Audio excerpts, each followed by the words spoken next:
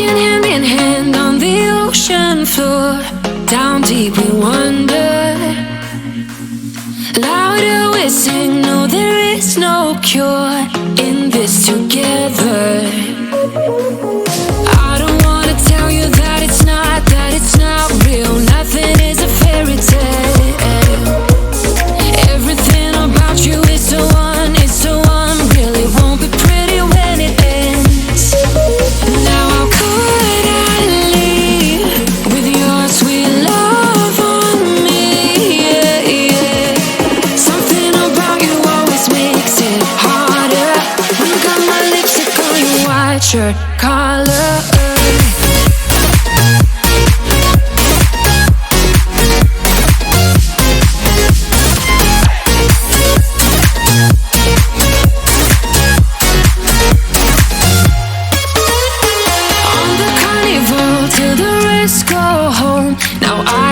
See you.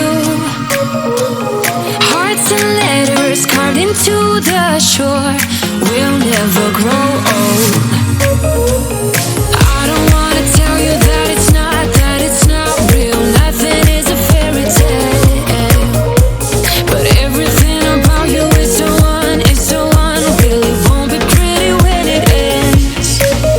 Now how could I leave with your sweet love?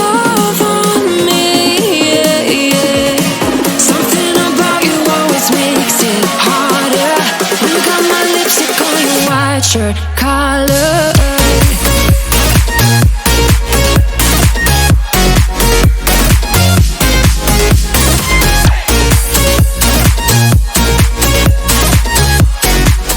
Think I'd try this a new way. I'm gonna show you the tricks that I know. I'm getting tired of talking, and I need more of a show right now. It's time that you made your mind up. Lately all it ever does is change. Feels like we're only talking. Going round and around, back around. I will fight like no other every day. I won't stop like the others. I will stay. 'Cause now is the right time. And I'm feeling alright. I'm playing your game like I know I can win right now. You got me on tonight, 'cause loving you is like I'm walking a tightrope so high. I won't be turning around, no, I won't be turning around. It's the right time, feeling alright. I'm playing your game like I will win tonight. I think I'll do it on my way. I'm gonna show you what I'm going through. Get you out of your comfort zone. 'Cause I need more of the truth right now. It's time that you made your mind up. 'Cause lately all it ever does is change. Feels like we're only talking. Going round and around, back around. I will fight like no other every day. I won't stop like the others. I will stay. 'Cause now is the right time. And I'm feeling alright. I'm playing your game like I know I can win right now. 'Cause it's the final decision. Already demonetized. Way to go. Right off the bat. Right off the bat. Love that. Couldn't wait. Whatever, 30 no one seconds. cares. Oh, I care. Hello, adventurers, and welcome back to our Tuesday Dungeons and Dragons session. Oh shoot! Adventures. I know, That's right, I Ethan. know. It's Wait. Tuesday. We got demoted. We used to be intrepid adventurers, and now we're just adventurers. I don't know how I feel about this. I don't know the meaning of intrepid. We're still workshopping the new epithet. So, if anyone in the chat has any suggestions, go ahead and let the mods know. But for those of you who are watching or don't know us, we're just a group of passably good-looking dudes who congregate on Tuesday night. That's Very Dungeons good and looking, Dragons. thank you. harsh. It's a Yeah. very Yeah. lax way of saying that. That's great. Yeah. All right. Let's review the script. Q for crazy players. Was that the cue? Yeah, I guess. Whoa. Ooh. Zippity doo dah. Zippity yay. Ah. Yeah, I know. This session is going so much better Well than done. our previous sessions. I know, it's Blue. He's an asshole. Just be careful or else you'll have evidence of him attacking you in front of a whole bunch of people. So, for those of you who are here, we stream on Tuesdays at 8 p.m. Central. We do have an after show on Thursdays at the same time. If you're interested in the socials, let the mods know. That's basically what they're here for. All of our shows are available on VOD immediately following our shows on Twitch. We do upload those shows up to YouTube about 2 days after broadcast, so you can feel free to subscribe to the channels so that you're notified when that stuff goes up there. And so let's go ahead and pop into it because we've got a lot to go over this evening. Yeah, I promised you guys Dracoliches and hordes of undead, and that kind of stuff takes a lot of time. Sounds disgusting. Sounds awful. At least Yeah. That's great. It'll be a quick night if he does that, though, so no issue. So Yeah, when last we met off with our incredibly lucky fledgling adventurers, Hey. they had delved into a empty kobold warren in order to come face to face with a creature that supposedly killed off an entire kobold clan, leaving only the small Mizak alive. After regaling the heroes to be of the story of what went on, they decided to investigate. This led to a pitched battle between some weird hunter that seemed to have been turned into a part tree by Setareth, the goddess of the woodlands. And after slaying said creature, departed the kobold warren and then returned to a bizarre ruined tower that they had found earlier on in the day, taking care to loot all the neat little things that went into it before returning to the village of Houselet at the break of evening. Exhausted, our heroes went straight to their rooms and wound down and fell asleep. And so the following morning, we are going to see what horrors await them. So, Volred, as per usual, you have awoken in the early pre-dawn hours of the day.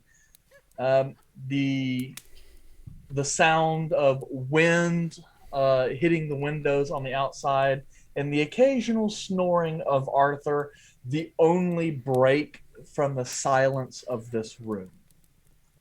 What is it you'd like to do? I'm not feeling super solo right now, so I'm just gonna wait for Arthur to wake up. Okay. So, let's see here. Arthur, Yes. your normal lifestyle of constant watch and vigilance on the seas has slowly risen you up in the pre-dawn hours when you would normally start your day's work.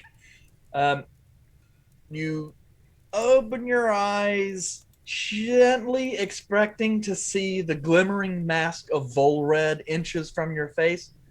This day it is not. Instead, you see Volred sitting over in the corner, yet still remaining perfectly still. Creepy, kind of like a doll. Is he still staring in my general direction? I don't know, Volred. Are you staring in his general direction? Yeah, I mean, duh.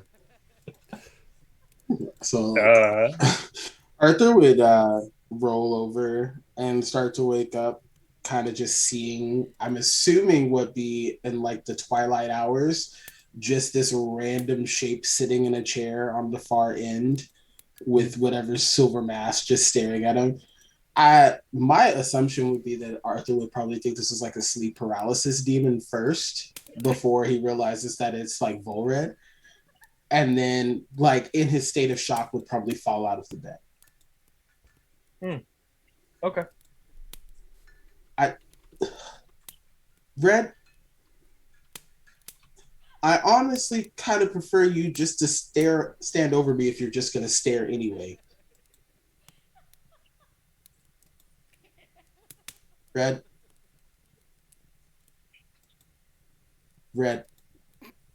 Good morning, Arthur. Thank you. Good morning, Red. I tried to not startle you further. You seem to have a bit of a spill right there. Yeah, Red. I did. Are you hungry? Like, maybe we should not be in this room. Can we go downstairs and get some food, cognac, something, even though it's like 6 o'clock in the morning? I'm sure you still like to drink. Well, Red, what can we? All right, I'm just going to go. Arthur's going to get up and just like start heading to the door. And then be like, you can come with me if you would like. And then just leave. Volred follows. All right. You descend into the tavern, which at this point is open, but Henna and the morning crew are just in the process of getting, the chairs off the tables and then lighting the hearth. You get the sense that Volred potentially woke you up just a little bit earlier than he has in past days. You nonetheless feel refreshed, seeing as how you guys crashed pretty early last night. And before long, the boy that is normal, or the young man rather, that is there, is coming through.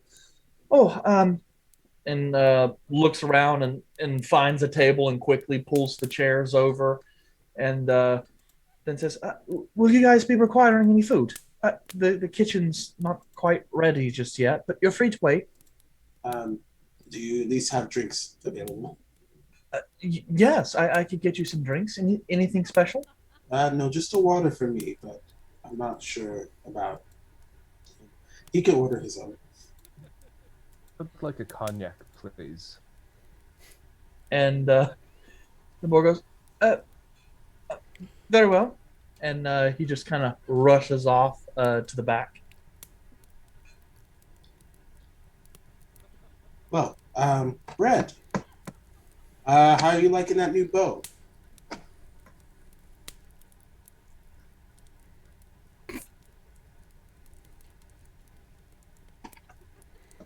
Riveting. Red? I'm sorry, Arthur. I was a little preoccupied. Would you mind re-asking me your question? How are you liking your new bow? You know, the one we took off of that guy we disposed of. Oh, The skeleton, yes. The skeleton's bow is quite nice. I actually need to talk to you about that as well. That guy wasn't a skeleton when we fought him. You know that, right? Like, he was like a tree person. And you kept telling us he was a skeleton, which led me to believe that there was a different type of person we were going to fight. I don't know how you got confused on that.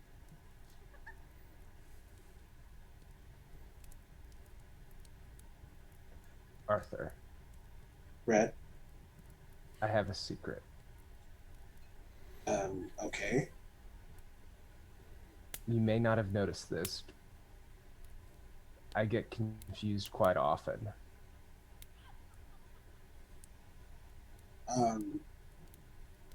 Yeah, I just kind of play that off after a while, because I don't know. You confused me to the point that I don't know if what you're saying is actually true, or if you're just being condescending, or if you really don't know what you're talking about. And I don't have the mental capacity to deal with that, honestly. So yeah. Again, how did you get confused with the skeleton and the tree folk person?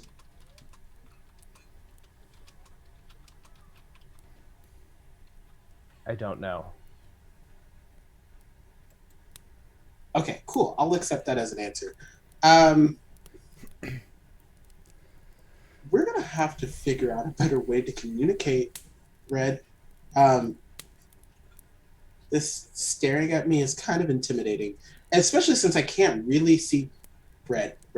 You can still look at me while we're talking. It's just I'm gonna wait till my water gets back. I'm just gonna, and then Arthur's just gonna look down and just be like, I don't know how to continue with this conversation. Yeah, and thankfully the young man returns with a nice big tumbler of water for you, and then a small glass that looks like it's got a few fingers of cognac in it. Thank you so much. When does the kitchen open? He kind of looks back. The cook is in the process of cooking some of the meat and stuff at the moment. I have some fruit, vegetables, bread, and such that I could bring you until the meat gets done. Sure. And go ahead and whenever it's done, just bring some meat out. I'm sure the rest of the party will be hungry whenever they get down. All right, I'll bring a pitcher. What time is it exactly? The boy kind of stares at you, goes, and he kind of like goes to the side door where you guys entered, opens, and then like tries to take a look outside. I'm guessing maybe around 5:30. It looks like the sun will rise here in about a half hour or so. 5:30? It's pretty early. Okay, cool. That just means I have about a good 30 minutes of sitting here. Can you get the food out any quicker, perchance? Yes. Do you have anything particularly in mind? I'll have him cook it first. Just a array of meat preferred. If it like bacon, Bacon, sausages, Yeah, things of that nature. yeah. All right. I'll let him know. Will this be just for the two of you or for more? Bring it for the table. Like we'll have. Oh, we have me, Zach, and Gorbeck. Bring it for about 8 people. All right. I'll let him know. Thank you. He kind of rushes back, and you hear in the silence of this room, you hear the muffled talking kind of echo a little bit. And as you're kind of looking over Volred's shoulder, you see the door to the kitchen open up, and a head just kind of like peer out a little bit just to see who's out there, and then just kind of duck back inside and close it. And then you hear like a little clanging of pans and stuff, as apparently someone has pivoted this morning in their preparation. Red, do you play any games or anything? You have like anything to keep yourself busy? Or anything that you enjoy doing in your pastime besides cognac? Like athletic competition. That sounds fun, but it is also 5:30 in the morning. I was thinking more probably like dice, cards, Three Dragon Ante, like any of those perchance. I understand cards. I'm gonna run up to the room and get my deck of cards. You sit here, just stay here. Don't get in trouble. Don't point your mask at somebody for too long. Maybe drift a little bit so that way people don't think you're staring at them, and I will be right back. Then Arthur goes up to the room. Okay. So, I'm Volred, Left him to You his have own been- devices. yep. Anything in particular you're going to do while you are mostly alone? No. Okay. Is there anybody else in the room with him, or is it just him? It's just him, and then occasionally the young man, the bar helper, comes in and it's like, setting some stuff up and then goes back in. So being left mostly alone. Does Volred like look at the kid when he comes in like every time though, and just make it awkward? Well, he's facing away from the kid, so he would have to like turn around and look back towards Var because he's looking towards the front door at the present moment. Yeah, I guess that's the question. Well, also, isn't he the help? So he would just ignore him. Oh, well, that's It's fair. Yeah, fair. Volred's like one of those living models that stand in a pose one way, and after like 5 minutes they shift to a completely different side just for no reason. But Arthur, you rush back upstairs, rushing back down, hoping that Volred has not done something horribly bad in the time that you've left him alone. But as you return, he is in the exact same place that you left him, still staring towards the front door, arms intertwined, resting on top of the table. Good. As to be expected. I brought a set of playing cards. Would you like to learn how to play a game? It would be so pleasant for you to teach me such a game. Great. I'm going to start with something really easy. 3-dragon entity. That's as easy as it gets. And I feel like the rules would be really easy to follow. So we're gonna try that. And then Arthur will take out this deck of cards and start shuffling and like starting the process of teaching Volred how to play 3-dragon ante. Cool. Would both of you mind rolling me intelligence checks? I don't think you want that. But okay. Yes. And Volred, remember to add proficiencies since you are proficient with playing cards. Okay. Well, 3-dragon ante, not exactly the easiest game to start learning. I know, but it's funny because he's basically Arthur-splaining right now, and like Volred already knows how to play this game. Yeah. Fascinating. I rolled a 10, by the way. Okay. Clicked the wrong thing. How do I roll with proficiency? That's a good question. I'm not sure how you would do it. You would just have to roll and then add your proficiency. The only hard math we do which is I random think ads gives like that. you an 11. Okay, because my last roll I did was accidentally saved, so I rolled a 17. Oh, that's true. Because if you're proficient in the intelligence save, that's the easiest way of doing it. Oh, I suppose that's true. But since that was there, 17 plus 2 for your proficiency. No, he's already proficient. That's already added to it. For an intelligence check? No, it's not added for the intelligence check. For the check, no. But if he rolled the save like he did, he's proficient in intelligence saving throws.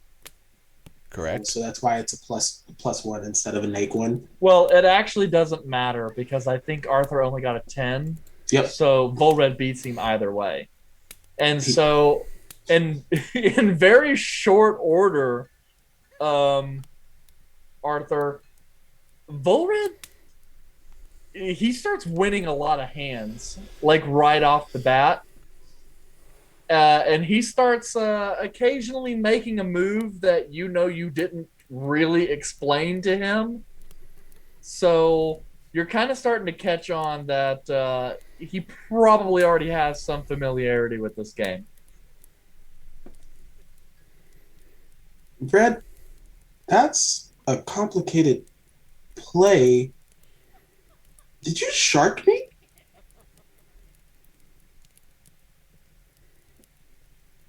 I don't understand. We're not on a boat anymore. Let's just play another hand. Arthur will take it and start shuffling again and just be like, I think he's cheating. How is he cheating right now? Either that or you're just like, that's it. kid gloves go off. I'm treating this guy like a ringer, and we're gonna see how this works. Yeah, no, Arthur two will- person, 3-dragon ante though. That's Yeah, hard. We're gonna. I'm gonna start taking him seriously after he starts beating my ass a couple of times. All right, so go ahead and make another round of checks.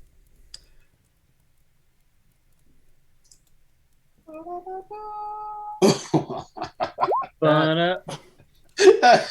1. Same. Kid What? gloves are off. Okay. You got a 1-2 Volred. Did you both get ones? No, only Yeah. Arthur rolled. Volred hasn't rolled yet. Oh yeah, you gotta Oh, roll. Bored technically can't get a 1. I pressed the button. Why did button not work? Oh. well, Anyway, but you said you 8. got a 1. No, he got an 8. Yeah. So, yeah, you go through sitting here thinking, all right, I'm going to go after this guy. I'm not going to go easy. And the guy just gets like a really good combo and just boom. He pretty much takes all your gold in the pot. I mean, you guys weren't really betting. You guys are using just, rough items, but you're like, all right. It's like, I'm watching him. That 12 silver dragon gets you every time. Okay. We're gonna play a different game next time, but let's just wait for the other people to come down. I don't think I'm in the mood to lose anymore.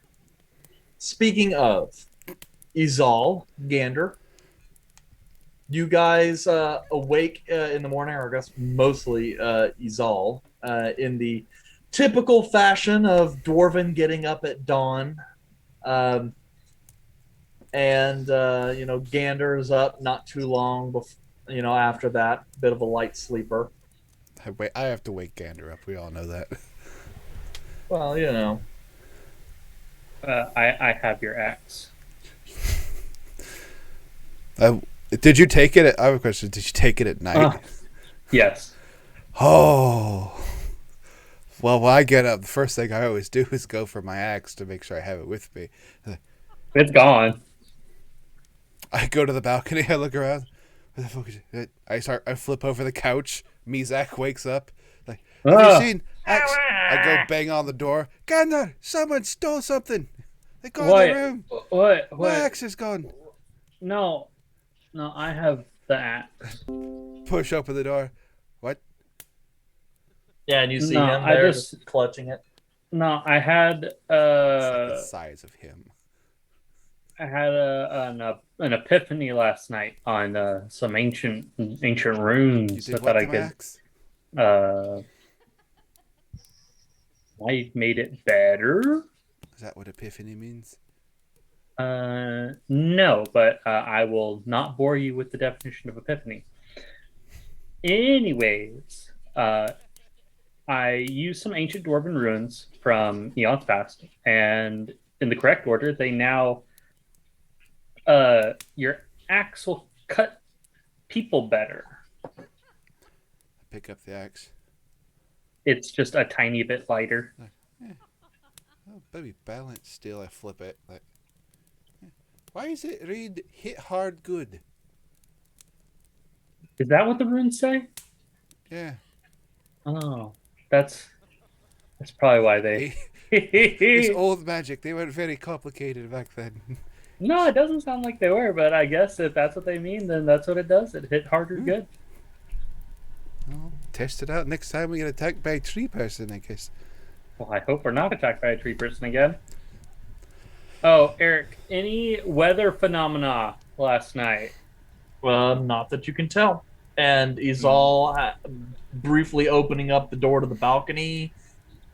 Only regular morning dew. It appears as though no storm has crept in over this past evening. I go and I flip the couch back Excellent. over.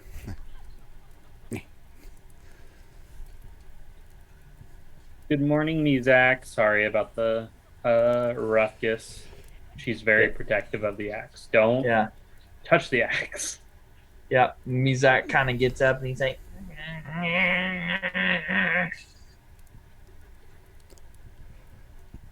Let's get going. I don't know what we're doing today. I think we're going to see the Lyceum. Oh, that sounds really exciting. It's probably not. It's sarcasm just right over your head. No, I got it. I got it. I caught it. Let's Barely. go. I can smell the A lot air. of It's like, things go over do I my smell head. food yet? Like, As you guys walk outside, you do, because the section where the rooms are is towards the back near the kitchen. So all of that nice smoke from the chimney just gets to come up and waft over in your guys' direction. carbon dioxide. Reminds me of the spire. Just goes up into the next room. Like shit goes down a hill, but smoke rises. I'll knock on Caleb's room. Like, Yep. Gorback, I guess, wakes up earliest from that, surprisingly, as Caleb stayed up late into the wee hours of the morning with his new book of spells and stuff. Gander, they didn't answer. I guess they're dead. Cries of agony. Well, checks out. I'll see you in the main building All right. before Gorback starts up. Okay. So, Over Gander, Caleb. you make your way downstairs to see Arthur and Volred already at a table. There is a pitcher of mead and a few tumblers that have been set there. And just as you kind of make your way towards a young man whom you've seen previously, exits, starting to hold a variety of platters of food, various meats and like hash browns and other such breakfast food that he's begun to kind of sit down on the table, family style. Ooh, yay, food. And I'll just like plop up next to Arthur. You take all your money?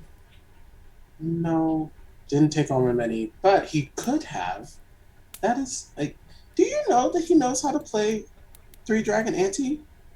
Well, I mean, the taste for cognac would show that he's from a well-off family, and that's probably a really good way they make their money is by stealing people's money through card games.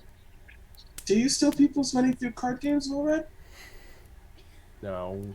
Why would I need money from other people like that? That's true. He honestly didn't even know what public school was, so I don't think that that's the money laundering portion of his life. Mm. Well, now you know. Maybe he's just not there yet. Whoa. You can't just... Volred does that. You can't just pop up on people. I can't have two of y'all doing that at the same time. Go back. Where's Caleb? We're up in the room. Where did Caleb go? Caleb comes down and he's got like dark rings under his eyes. He looks like he still has a little bit of time left in his long rest. What's going on here? Are you okay? Do you need some coffee? Coffee's good. Okay. Coffee's good. Coffee, please. And can we just get just a second hot kettle, please? And he kind of heads back. Wait. So what do you need a hot kettle for? Tea? They can just give you like hot water.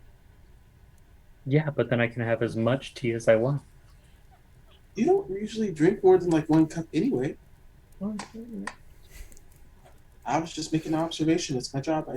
I observe. Yeah. And before long, he comes back with a small pot of coffee, enough for maybe like 2 or 3 cups, and then sets down a small ceramic tumbler and then hands over a hot kettle of water. Around this time, you guys watch as the front door opens, and it looks like a couple hunters or trappers kind of make their way in. They've got game such as squirrels and rabbits just kind of strung up and thrown over their shoulders. Another seems to have a moist or kind of damp woven basket. Quick look seems to be it's piled up to the top with fish, and they're kind of making their way towards the back kitchen. Fish. Gorback, look. Squirrels. Sounds delicious. I'm just gonna. Where'd the kid go? I want some milk. Hello. And then I like slowly start to put my head back down. Yeah, as you turn around, the kid starts making his way back with another thing of food and like a refresh of the bread and stuff, and then kind of sees Gorback at the table, and then just like takes the long way around on the opposite side, and then goes to set it down, putting the table and you guys between him and Gorback. Wasn't this the kid that nailed him with a stick? Yep. Okay. Very same kid. All right.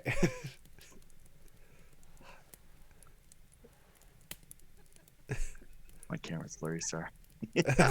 Look how you just try to grab the child. Yeah. You're a child. Yeah. Yeah, fix your kid. That was fine. You fixed it. Well, it's only because my hands are there. It just takes time. I don't know. It sounds about accurate for Gorback.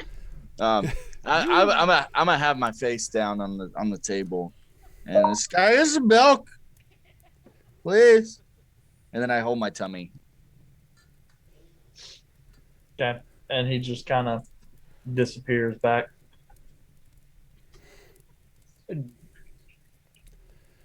Caleb, you You look know- like shit.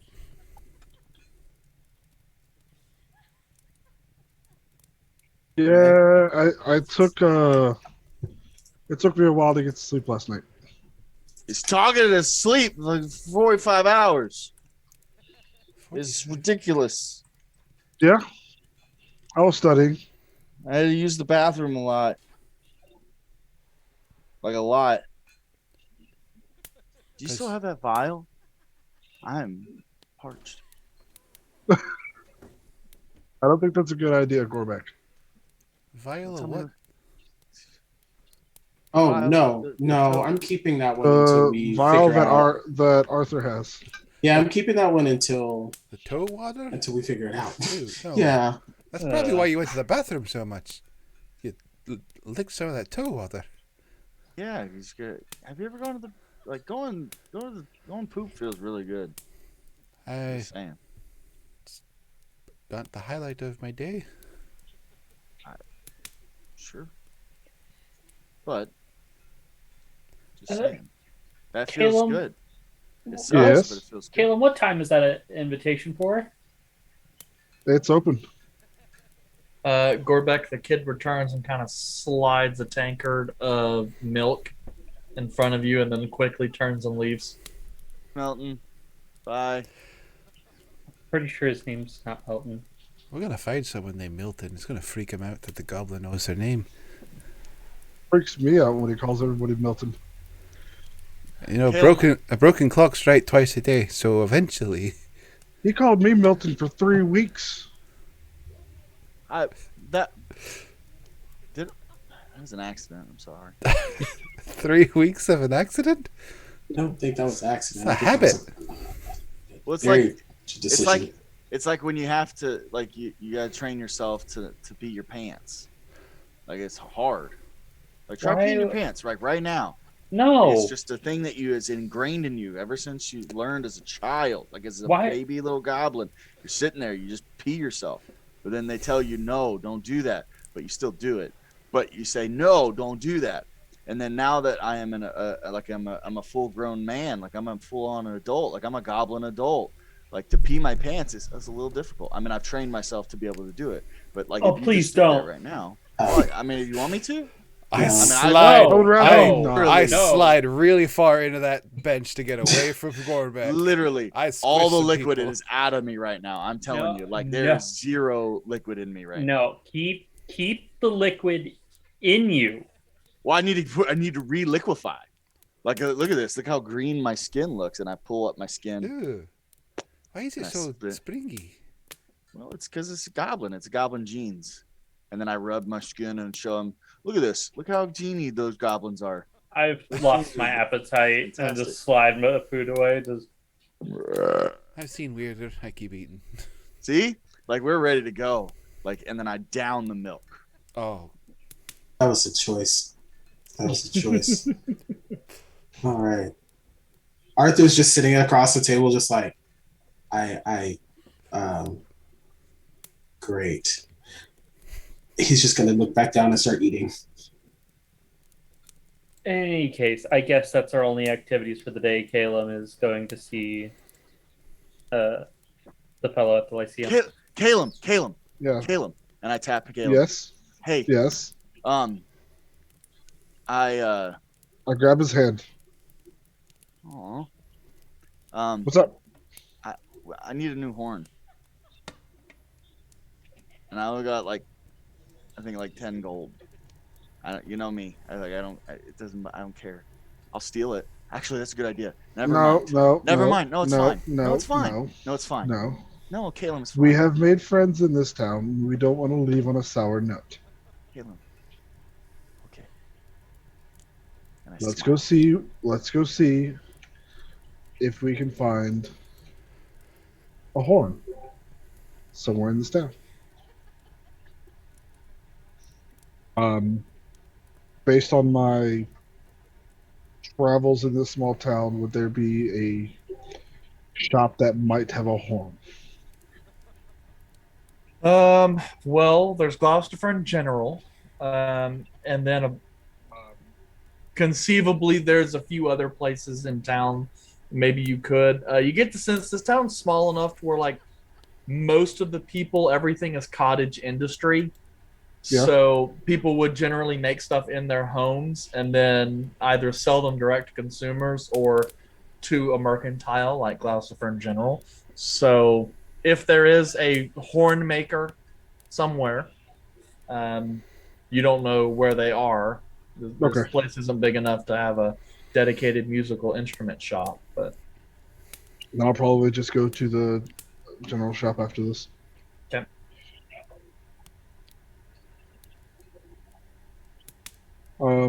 Arthur. Yeah. That potion that you had yesterday, were you guys able to figure out what it does? I honestly just got right back here and went straight to bed. I haven't looked at anything on it, to be honest. It gives you diarrhea, apparently.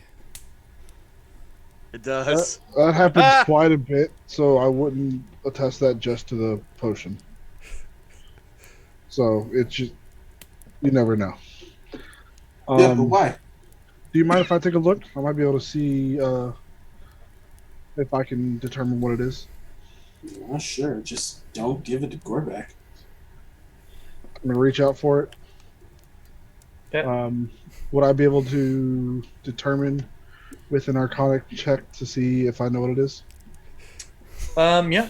If you want to just go through and take a look. It's a potion of haste, obviously. It's why it's got a toe in it. Part of the foot, therefore for running. 11. 6 plus 5. Okay. Kind of going through, taking a look at the ingredients, taking a slight taste of it yourself. Ooh. You get that kind of aftertaste, and the zing runs through. From what you can tell, it appears to have some kind of effect on the body. Perhaps one that bolsters physical strength or aptitude. You're not entirely sure as to the extent of the effect, but you have heard of potions like this before that have said to grant the imbiber great strength. Well, this is interesting. I'm going to hold it up, inspect it some more. Yeah. Based on what? Give me a history check. History check. History check. I probably wouldn't slosh that around while we're all trying to eat. Dirty 20. Yeah, dirty 20. Kind of holding it up to a light a little bit and trying to get a real good look at the toenail. From what you can tell, it probably comes from like a hill giant. Also given some of the other ingredients in it. So you assume it would grant strength roughly equivalent to a hill giant, or at least that's its intention. All right. I will portray that to everyone. It seems like it's a potion that would grant strength to the person who drinks it. That of hill giant strength, whatever that is. The Definitely giant, stronger than me, that's for giant sure. that lives in the hills. That would probably be a good reference point. Gives you immense strength after drinking it. Well, if you drink enough alcohol, you get all kinds of confidence. Yeah, you're not wrong about that. And I give it back to Arthur. Do with that what you will. All right, well, I'll hold on to it. It seemed like we need a lot of potions around here. So Any other magical items that may have Listen, not been discovered? I prepared cure wounds today. Okay. Very proud of you. We found those wizard robes. I pulled those out. I think I don't remember who held them, but we pull them out. But they were I think Arthur had them. wizardy Pretty robes. sure Arthur had I them. have the clothes too. Why are you carrying everything? Yeah, you He's gave the one who them to looted me. everything. Well, I was No. nice. I like giving people things. He took the chest and the book and all this other good stuff. You just told me to grab the clothes and get out of here. Are the robes? Are they They're- like they're old nice. and tarnished? Well, obviously they're old. However, they don't appear to be heavily damaged or ruined in any way. I'm gonna inspect them. Well, may I, Arthur? Yeah, I mean, I don't have anything better to do with them. Not really my type of clothing. I'm gonna take a look at it and see if I can sense any magical essence on them. May I assist? Yeah, sure. If you want to roll Arcana at advantage. Alrighty. I'm gonna keep drinking mead. My tea. 23. All right, that's a 23. As you go through, there definitely appears to be. You can feel a vibration of magic. As to what the actual effect is, you don't know. You'd have to take some time to identify them. But the effect is relatively minor. So you get the sense whatever it does is probably more there to just fortify the cloth itself and not necessarily to provide anything useful to the user. It's got a permanent enchantment of prestidigitation. wouldn't surprise me. Prestidigitation. It's so hard to say. Prestidigitation. Constitution. I'll prestidigitate you. Presentation. Seems like it's a fortified mage robes. Shirt. As to the extent of it, I don't know, but it is magical. Eric, can I try to sneak and put on the wizard robes? I have it in my hand. He's literally holding them. His arms go yes, up. you can into put the on the sleeves. wizard's robes. No, you may not do so stealthily. As you reach over and take the robes, out of Caleb's hand. No, I want him to act like I'm gonna be like I'm putting them on. Like he's holding And then them I want up, Caleb looking at them, inspecting them, and then I'm Gorbeck just slides his arms into it. Just That's what I hey. want. Get, And then get I out want to of be like, those. and then I want to toss it in front of me like, I'm not in a cult. I'm a wizard. Oh. Get Just out of drag those. on the floor. I'm going to yes. take They the don't clothes off of resize them. or anything. They are. It's like wearing a multicolored blanket or a snuggie. Ooh, It's kind of snuggie. like wearing a really. It's like a child wearing an adult snuggie. Yes, I'm going to take the clothes off Long of them arms and and all. put them in my. Well, would I know if these require attunement?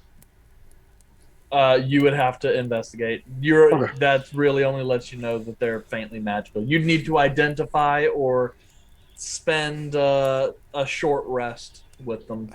Arthur's like returned them. You want the robes back?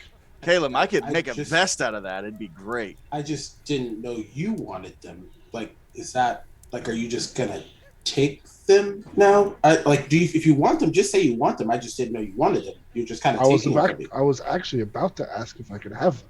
Oh yeah, Well, I yeah, mean, take them. if anything, when we get to a larger port, they could probably sell for a good amount of gold. Yeah, Caleb, go ahead and take them.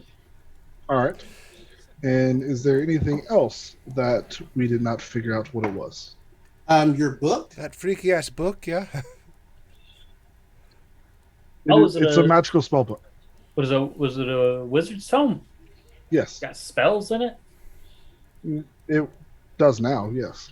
Wait, whoa. What do you mean it does now? What did you do? I put my spells into it. Probably roll. Yeah, you wrote him in there. That's I'm why gonna he's talking the whole night. He I'm might gonna- be one of those people that needs to like write as he talk as he writes. That sounds That might have been annoying. why. That's really. I'm annoying. going to take the book out and open it up. And I'm going to apparate my quill that I have. Yep. So just Quill appears out of nowhere in his hand. That was freaky the first time. I mean, And, last night. I'm used to it now, but man, Weren't you asleep? for a little He while. went shit a lot, apparently. I mean, it was they got the Bee Gees, brother. I'm surprised you don't have exhaustion. You gotta drink the whole vampire toe. You gotta drink the whole giant toe if you want to get that kind of strength. You know. Gotta eat the I toe. just got the poop strength, if you know what I mean. But yeah, I'm going to write in it. And then I'm going to wave the feather end of the quill. And it's going to completely erase it. I'm just like gonna lean over the table and like look at the book and like,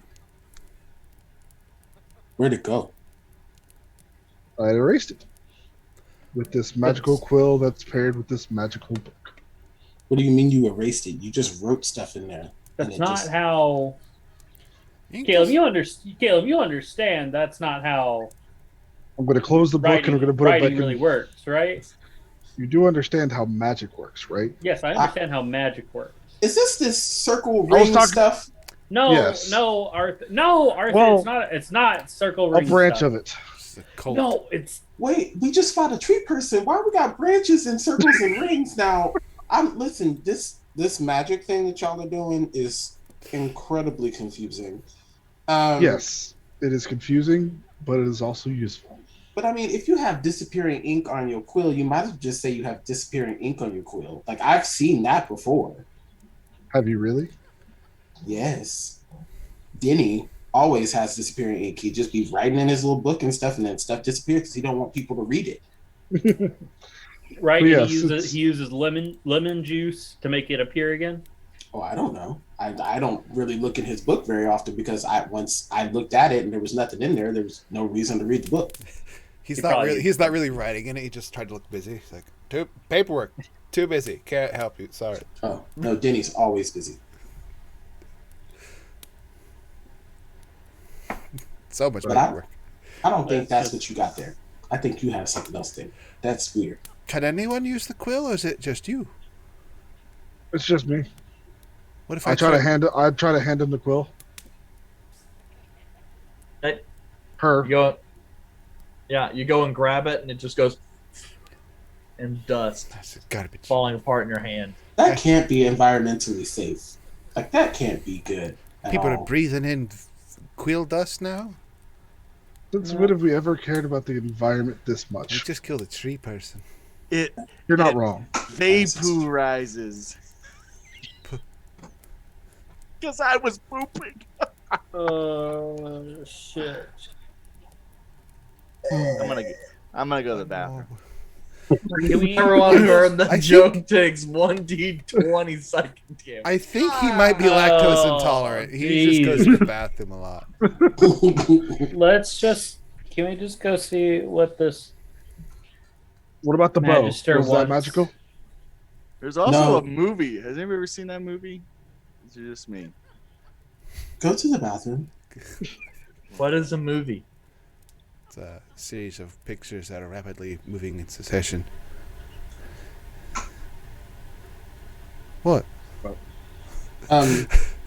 Yeah, so the bow I thought we looked at yesterday, and I thought it was not a special bow.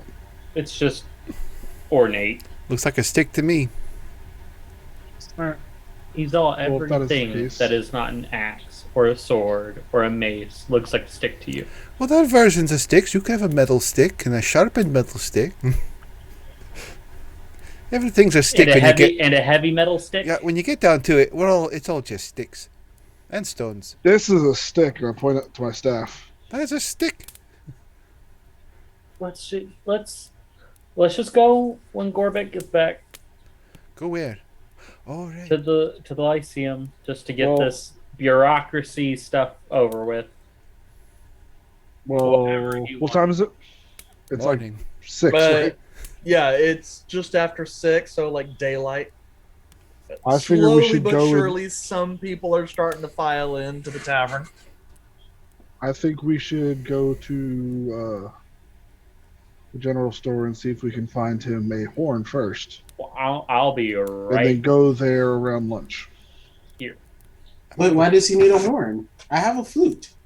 That's He all gave I can away do. his horn. He wants his horn. Oh, well, I have a flute if you want a flute. I think he also has a flute and drums. We He always has saw a that. Right? few I have instruments. a bagpipe. Bagpipe. Not- That's what it not- is. not flute. Ugh. He has a few instruments. He's partial to the horn. Can he play the horn, or is it just like a noise horn? He can play it about I half will- the time. I will walk up with the little horn that I got from the ADAC and trying to.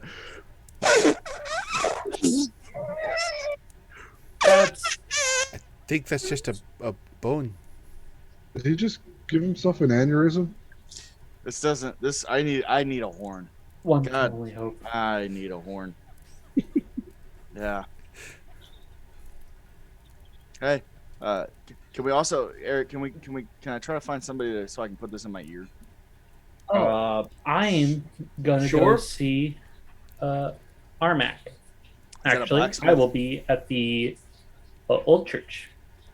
Okay. Well, y'all go do the farm. I'll I'm go gonna with give him him. an update on what we did. I'll go with All right, Gord let me- Gander. Mizak, you want to let- stay here or go with us? Mizak is in the process of still stuffing his face with bacon. But- He kind of goes to go. That's some good stuff in it. Is this the first time you've had bacon? Mizak kind of looks and is like, no. Oh, okay. Is this the first time you haven't I stolen? mean, he did steal a lot of stuff, so he probably It's has. the first time he hasn't stolen it, yeah. Yeah, but it wasn't cooked. Well, I mean, What does that have to do with Kobolds. anything? It's a good point, Gorbek. All right, so who's going to see Armac at the temple? It's Gander, He's all he's all and then I guess Mizak. yeah. Any He's anyone partial else? to he's all. Did we ever finalize that Mizak may be employed on your ship, Arthur? Nope, we haven't even got to that point. We came back and went straight to sleep. We haven't had any conversations about it yet. Okay. Someone should probably Okay. ask. Shoden. I mean, Oh, go ahead if you guys have. I mean, I can ask. I'm not like, but you know, Captain Superleaf is not here. I would have to go to the boat to ask him. I could do that if you want me to take Mizak with me. I'm sure they're up. They're probably trying to repair the boat right now, at least. Yeah. I Well, believe this first, is the does last day. Mizak want to join your boat? New family. It's a job, and he doesn't stay here. New clan. Food. Food. Mizak's just kind of looking around. Well, I'll take him to the boat so we can at least see what it looks like. All right. Well, first off, Mizak, are you scared of water? Mizak. No. Can you Mizak swim? not scared of water. Okay, that's good. That's pretty much the only requirement. That's another requirement that's pretty important. If you can swim. Mizak they swim can- very well. But yeah, Gander and Izal will be going to Armac. We're splitting the party into 3 ways. This is like the third time we've split the party, so I'm not even concerned. We're gonna kill ourselves eventually. Not to mention the fact that we're in a city. So it's not that bad. Okay, but and still. then Arthur Setting a precedent, and though. Mizak are running to ship. Where is Volred going? It's gonna Yeah, who's swindle. going shopping? It's gonna swindle some kids out of their money. Me and Gorbeck. Well, Caleb's going shopping. I'll give him like the little bitty bit of gold I have. It's gonna be great. I'll follow the shopping experience. Holy, the old red's coming. Okay. You can look at people and freak them out. It's gonna be great, man. I would assume meet back here, or should I try to find you guys once we get done with the boat? We'll be coming back here once we tie up whatever business over with Armac. We'll be coming back as well. Is there a time frame? Don't be gone longer than so and so. It's High noon. early Must be high morning. I say little- noon. Yeah. Oh, it's not going to take us that long to go talk on the boat. It's not going to take us that long either. If you get tied If we up, be find it sure once not it- to be back. Be sure to be back before noon. Yes, Yeah. is all. That's what will happen if we're tied up. Great. Cool. Mizak, you're coming with me, buddy? Mizak kind of looks over to Izal and then back to you. Okay. You take me, Zach, for the weekend. I'll take him next weekend. That's So what we it get some feels for the like. week.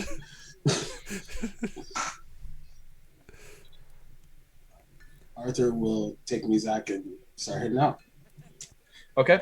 Gorbeck, Caleb, Bullred.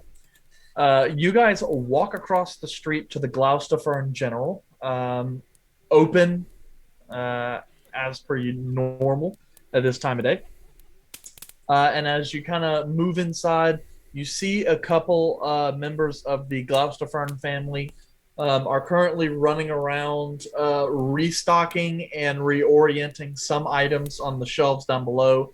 You see a couple more up on the second floor storage area going through, whilst you see one more member, a halfling that is familiar. He helped you guys last time you came here to get the winter outfits, so it'd be yesterday. Happens to be present.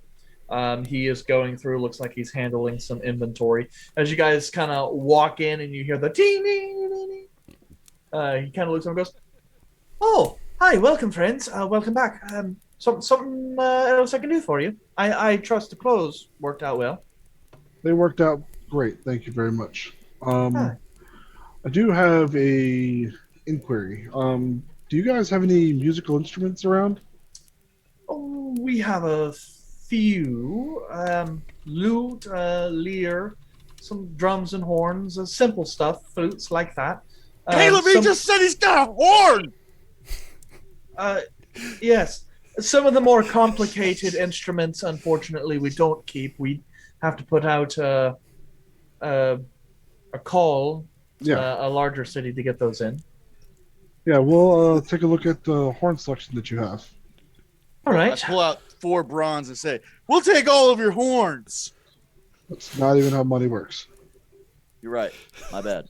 I Anyway, apologize and I take back my offer. Of It's like, 4 okay. bronze. 4 bronze, which aren't even coins. He kind of is like, all right, are you looking for one slightly more of the musical instrument variety or sounding horns? Musical instrument. All right, yeah, we have a few. One moment. And he kind of departs into the rear of the building on the lower floor storage. He comes back with a small case and kind of opens them. Inside, you see what looks like 3 different horns, all of a dark material. Some that are black all the way through. Another that is black at the base, but then goes into like a transparent brown and then black again at the tip. And then one that is actually near a semi-transparent white color. What do you think, Caleb? It's all up to you.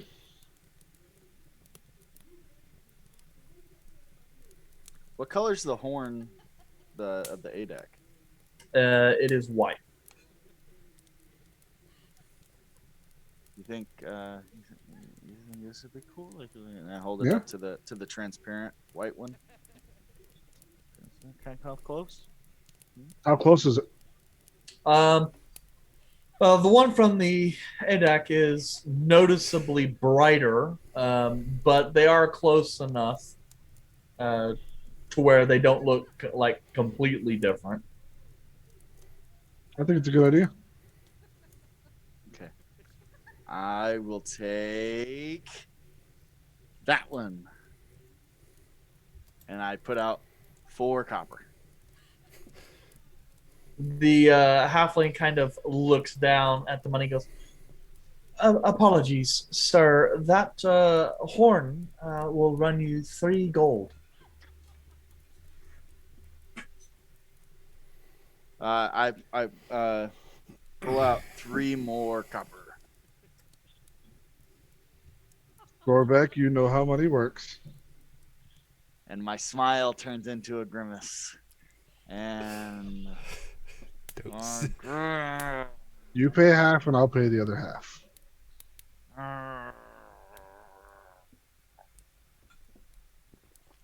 Well, Red would like to approach the shopkeep. Sir, is there anything that can be done about the price?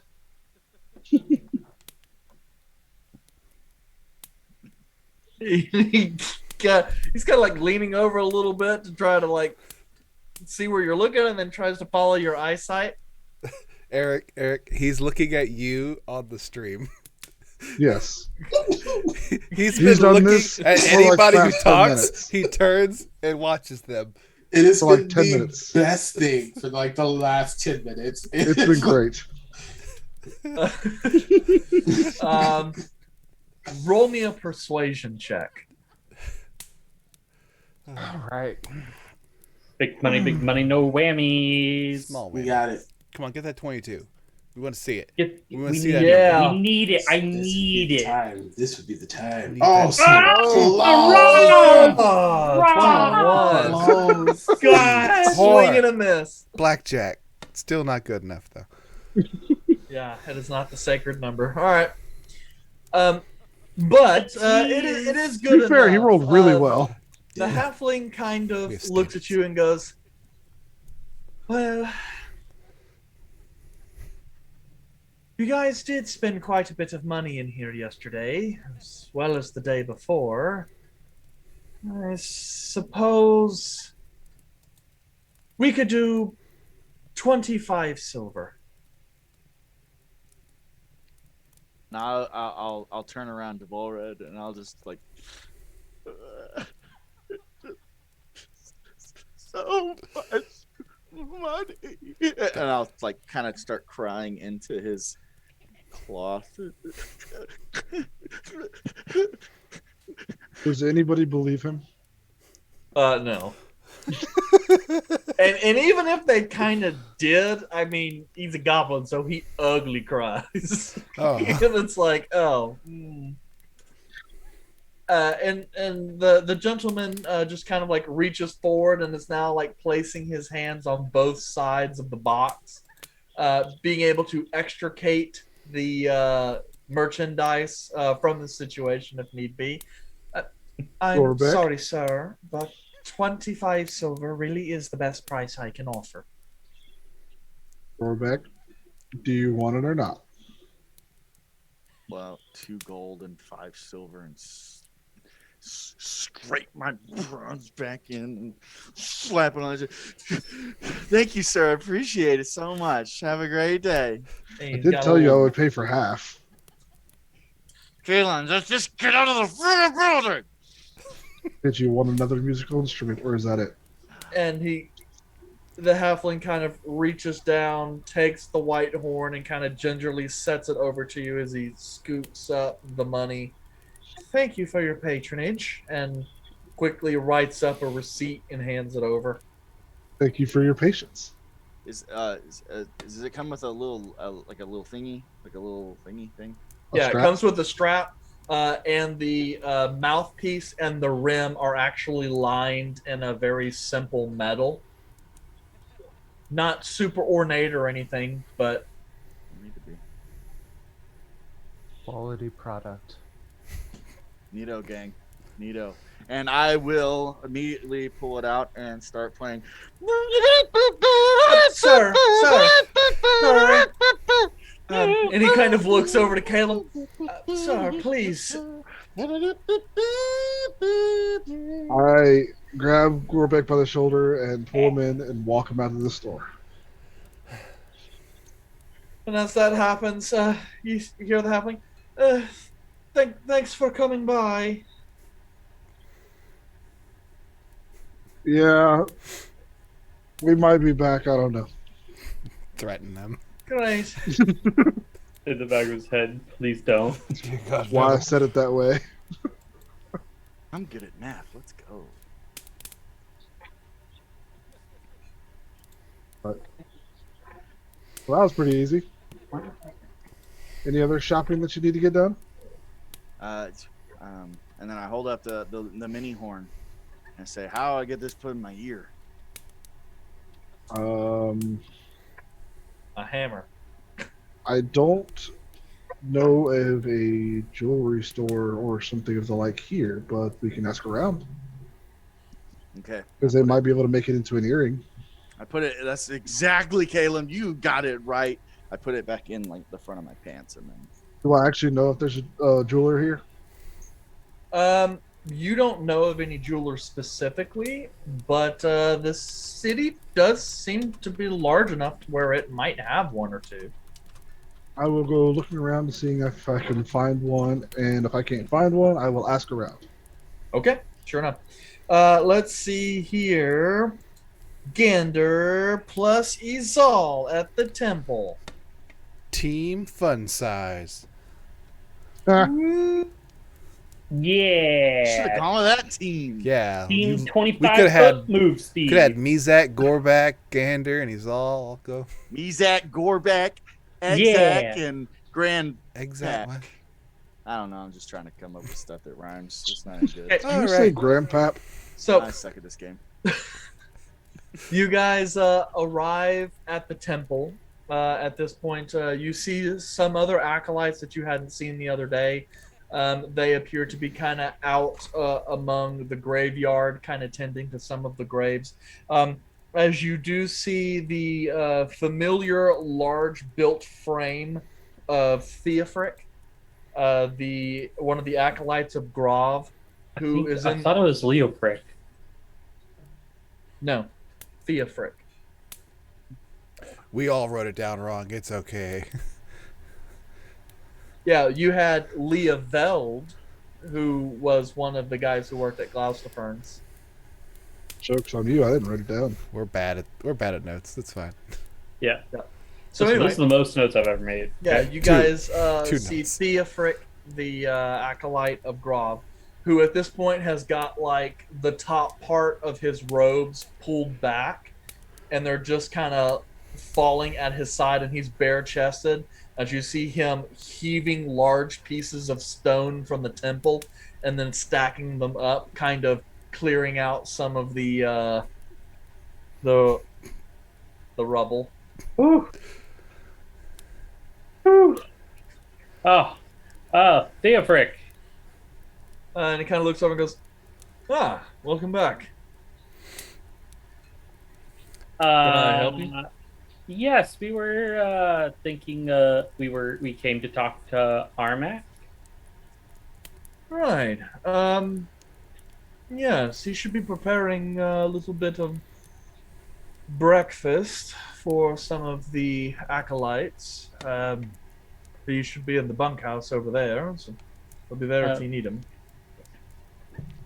We think we caught who may have, lack of better terms, destroyed the temple, destroyed the church. Theofric kind of sets down the large stone he's holding and then kind of like picks up part of his robe and kind of cleans off his face, wipes his hands. Well, that's good. Could you be sure? No, we can't be sure. All we do know is that there are the kobold that was held up at the garrison or jail uh, had a man run across his people who slaughtered them. Very sad. Uh, but when we also found the grove of Ceterath deeper into the woods near the mountain, um, and the, I guess, guardian Adak had been slain. So we think there may be some connection there. But it was gone. Not sure how the whole divine realm is kind of not my area of expertise.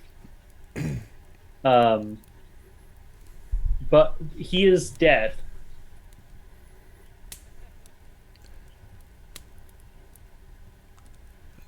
We should go speak to Armak. Yes, he may help shed some light. And then with that, he kind of starts making his way, leading you guys back towards the small bunkhouse that exists at the edge of the churchyard. On the way there, can I talk to Gander? Like, put a word again. Yeah. Are we sure that the tree person's the one who did the arson? No. Then why are we telling them that then? Peace of mind. Hey, there's nothing saying that they did it though. But also the wild cats are dangerous. Don't touch that cat. It's got rabies. Having the information that the trespasser may have been caught may lead the perpetrator to let his guard down. All right, but I mean, if they rebuild, it's just going to come back and they could come back and do it again, though. Well,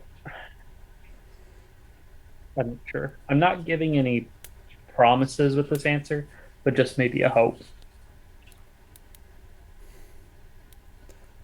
So your plan is to convince them that what we encountered is what was the cause of the fire? No, that I am not here to convince them that was the cause of the fire. It may be linked, but with his pretense for nature magics, I do not think he may have been the one to perpetrate the fire. All right. In my experience, with certain teachers they know how to spot a liar pretty well. So, probably don't play it off like we're the heroes or anything, just that we solved a problem that might be related. Yeah. Alright.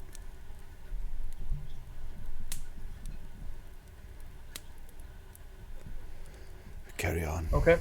So, you kind of break this off as Theofric kind of reaches the door and notices the distance you guys have created. As you guys kind of catch up, he opens, and you enter into this small room, maybe 10 feet by 20 feet, that is mostly just a couple tables, something like a small mess hall, tightly packed.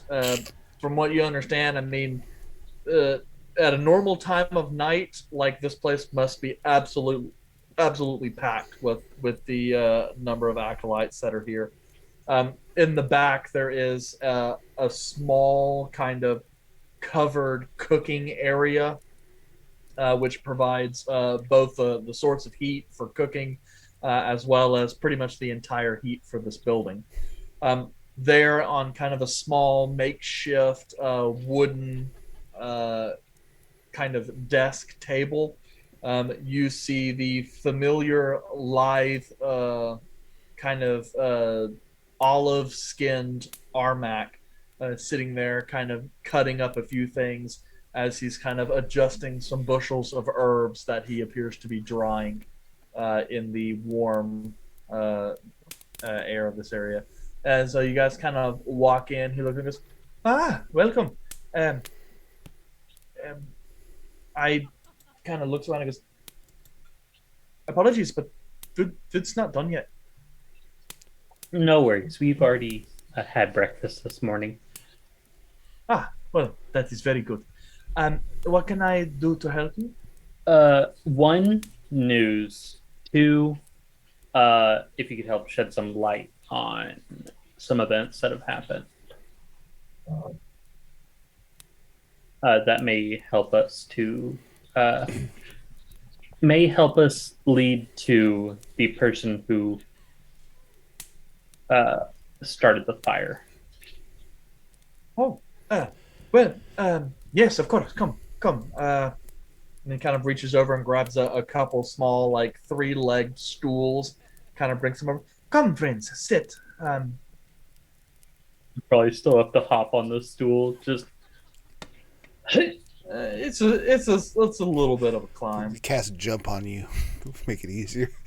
Anyway, hits the ceiling and falls down Muppet style. Perfect. feather ball. The steps Waste we of take. spell. Boots of jumping. But yes, as you come and sit, Armak kind of leans down over with his forearms on the table. Goes, tell me, friends, what is it you think you have found? So, when investigating a unrelated incident, we came across a hunter who had slain a white adak in a grove. And he kind of, the Shady Thicket. Yes, it is a place my acolytes and myself know. We make pilgrimages there 3 or 4 times a year. So he's dead. He killed the white adak that lived there. But he's dead now. Would Harmy... Of what importance was that white adak? Because when we saw it, there was a compulsion of emotion. The Edak is sort of the guardian spirit of that a particular locus. The Shady Thicket is a place blessed by Setorath for centuries. I think it has been here longer than the village has been. And the Adak is a sort of guardian spirit that embodies as a vessel the spirit of protection for Setorath. In that sense, it possesses power, but it is not a god or anything like that. It is it just helped channels. Indeed, it acts as a vessel for Setorath's blessing on the place. Past tense. Well, we don't know. Is Setorath a god of rebirth? Well, she is a goddess of many things. She is, yes, embodied with the cycle of life and death, birth and rebirth in the wilds, but more she represents the wild fierceness of nature.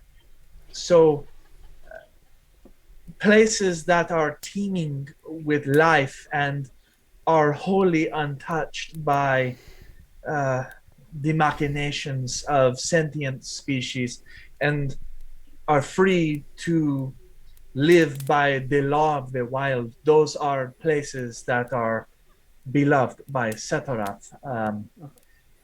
And we, as acolytes of hers, we simply live in peace with nature as members of nature, not over nature, as many of our fellow humans and other species do. Would killing of the guardian spirit cause any problems with followers, etc.?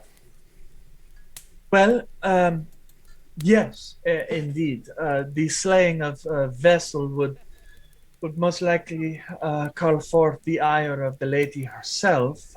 We kind of grasped that when he was half tree.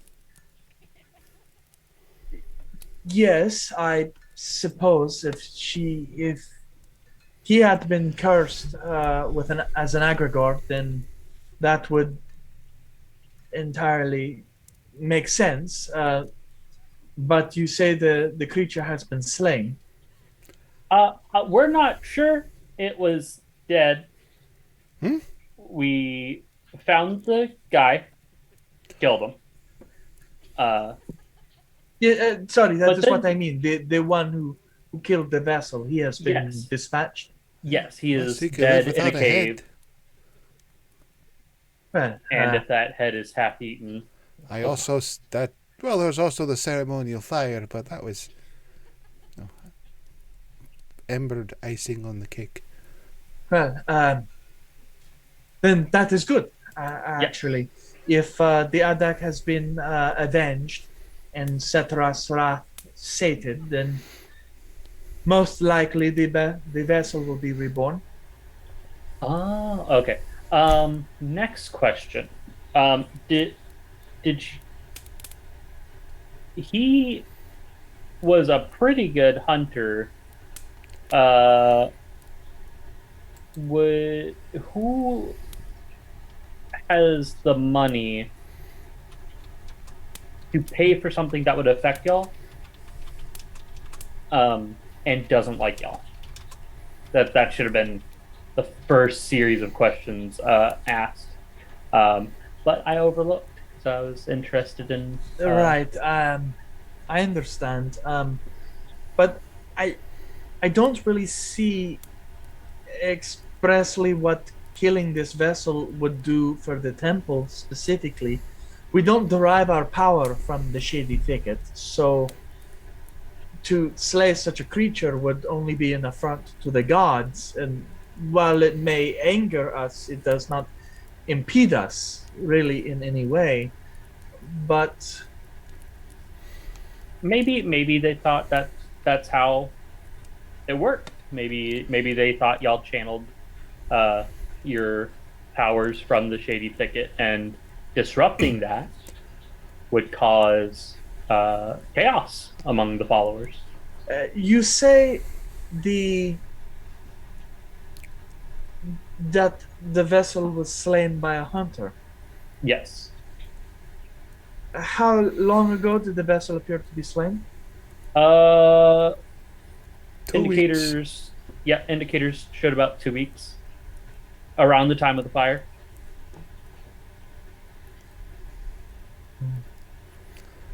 He kind of sits back a little bit, pondering. I think I know the man of whom you are speaking. His name is, or was, Yeah. Kian.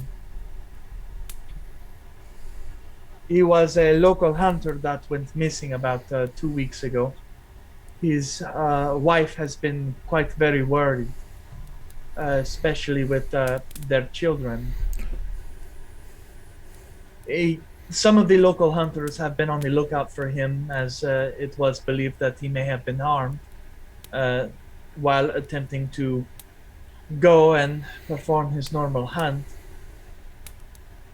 I suppose it's possible that he did not know about the vessel and slew it on accident, or perhaps he decided to chance it. I do know his family had run into some financial difficulties recently. Yes, a necklace. He wore a necklace, a gift from his wife. Did you find such a thing on the man upon whom you slew? Yeah, we found it. We also found this journal in his. Wait, who is? I have it, right? No, you don't have it. I give it to Arthur. Oh, I give everything to Crud. Arthur. I don't give things to you. Well, if you found the necklace, then it does mean this is likely Kian, who it is you slay.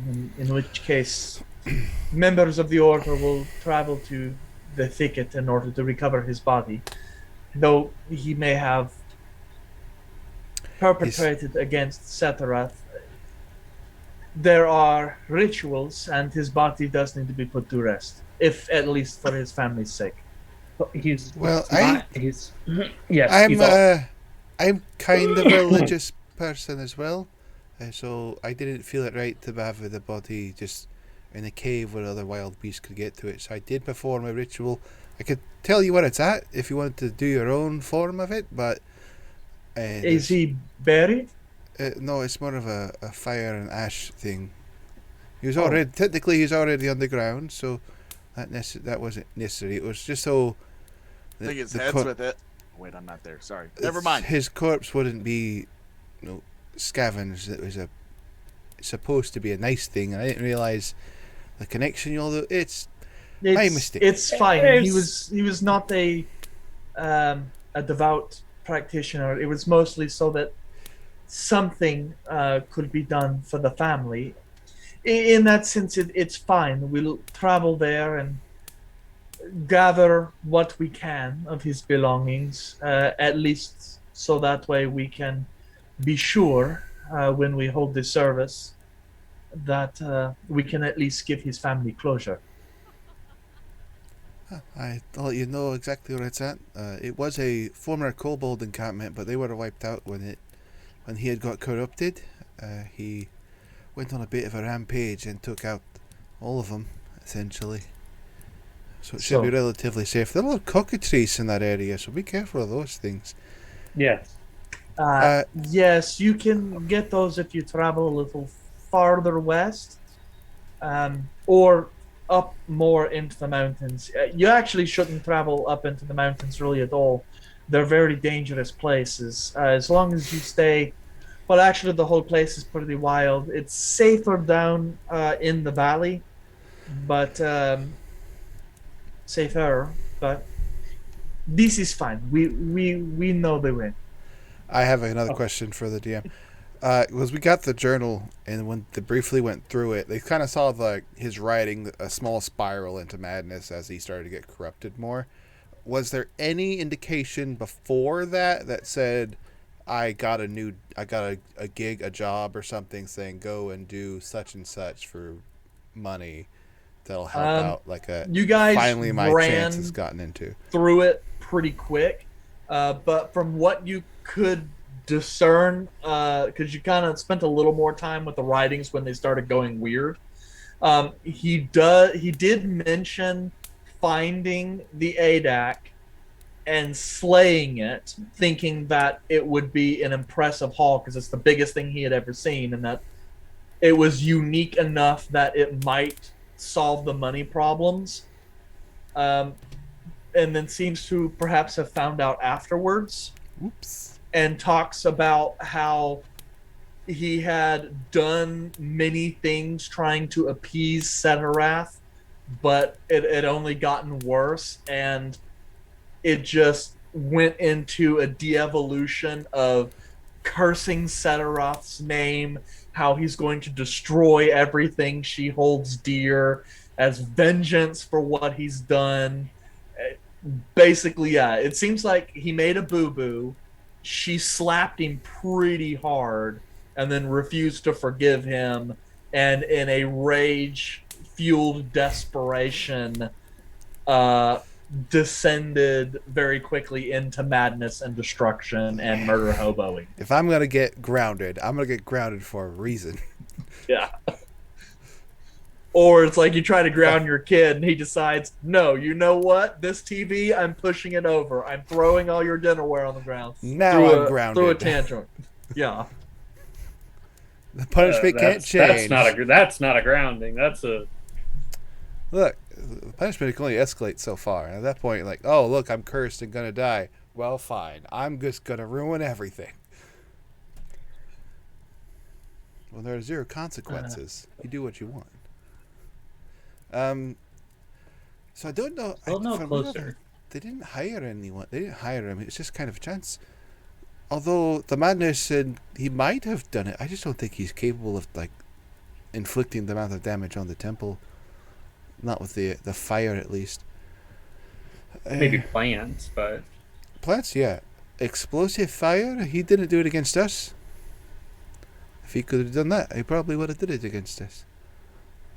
no, you're probably right. Still leaning towards it's a competition for recruits from the Lyceum.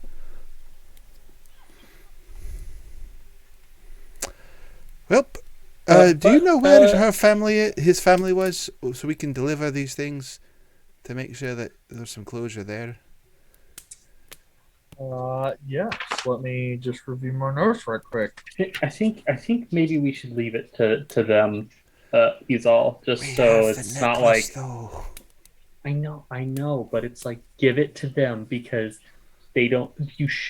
They will look the murderer in the face. Okay, I don't look. I'll get over it. So if you don't want to go, that's fine. No, But go ahead. Yes, but he kind of thinks a moment, and Armac kind of pipes it. Yes, his wife is Esther. I believe her name was. She has a small cottage, you would say, on the northern side of town, under the shadow of Barad Mare. all right, I guess we'll try to head there today and get that taken care of. We don't have any more clues about what happened, unless you've got any more information that's come up lately. Armac kind of sits and looks around. Well, not really. We tried asking around. As far as we can tell, if this was probably not something local, I don't think. The guards are still as unhelpful as always, and well, it's hard to say. We are not. We don't.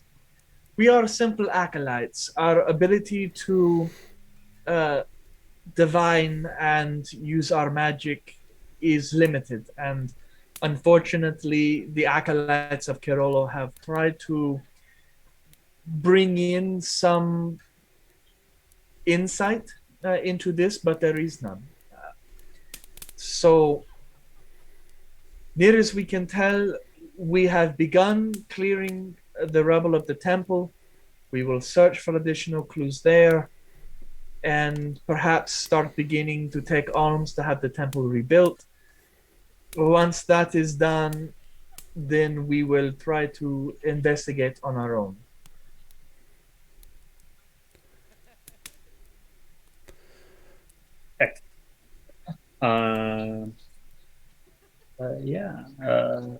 Sorry, there's no more news uncovered. It is fine. I understand. Plus, you are all new here. It was good that even if you have not solved our problem, you have at least potentially given a family closure. And so we will make the plans to go and take care of that, so that way we can at least do that for someone else. We may have lost our temple, but we are still here and ever faithful. That's good. Oh well, let's get going.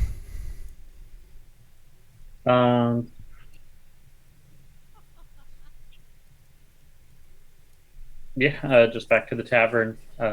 Wait on everyone to get back. Okay. Have a second cup of tea, but no one will see it except Izal. That water's not hot anymore. or hot water. Arthur plus Mizak. Yeah. With Theo Frick. You guys make your way. Oh my God, did you see that sweat? Oh my God, there's a... Oh, Ooh. Yeah. God. The guy's got Tell some me pecs about and an it. 8-pack. It was built like the damn temple. You could Yeah. wash your shirt Destroyed. on that You could make something, that's for sure. thing. Uh-oh. Rob needs some alone time. But yes, Arthur, Mizak, you guys make your way down to the waterfront and to the reef breaker. As you do, you see the familiar ship. You can start hearing the ring of hammer on wood as the ship appears to be largely put back together. It looks as though the sails have been mended. A lot of the damage to the wood in the hull seems to have largely been repaired. And a large amount of goods seem to be being loaded up into wagons and teamed away by a couple halflings. You assume Gloucesterferns because they're all halflings and they all look similar enough to be related. Looks like a little halfling. They all look alike? That's rude. Well, it is very clear that that gene pool is probably pretty shallow. Because like they all appear to be relatively short, tan, kind of dirty blonde halflings. So, yeah, either that or maybe they're Mormon and just have a lot of kids. Wow. Let's keep going. Let's piss off as many people as possible. I was like, let's keep Maybe going. they're Mormons. Maybe you shouldn't be no, so they hateful. could be. You We're know, literally gonna get hunted down by the Church of Latter-day Saints. Oh boy. They're polite though. They'll knock on the door. Ah! Stop. You can escape. They're on bicycles. It's fine. Stop. no. All right, that's derailing. But yes, maybe they rever a fertility goddess or something like that. But yes, as you see, Denny is in the process of what looks like selling off some of the cargo.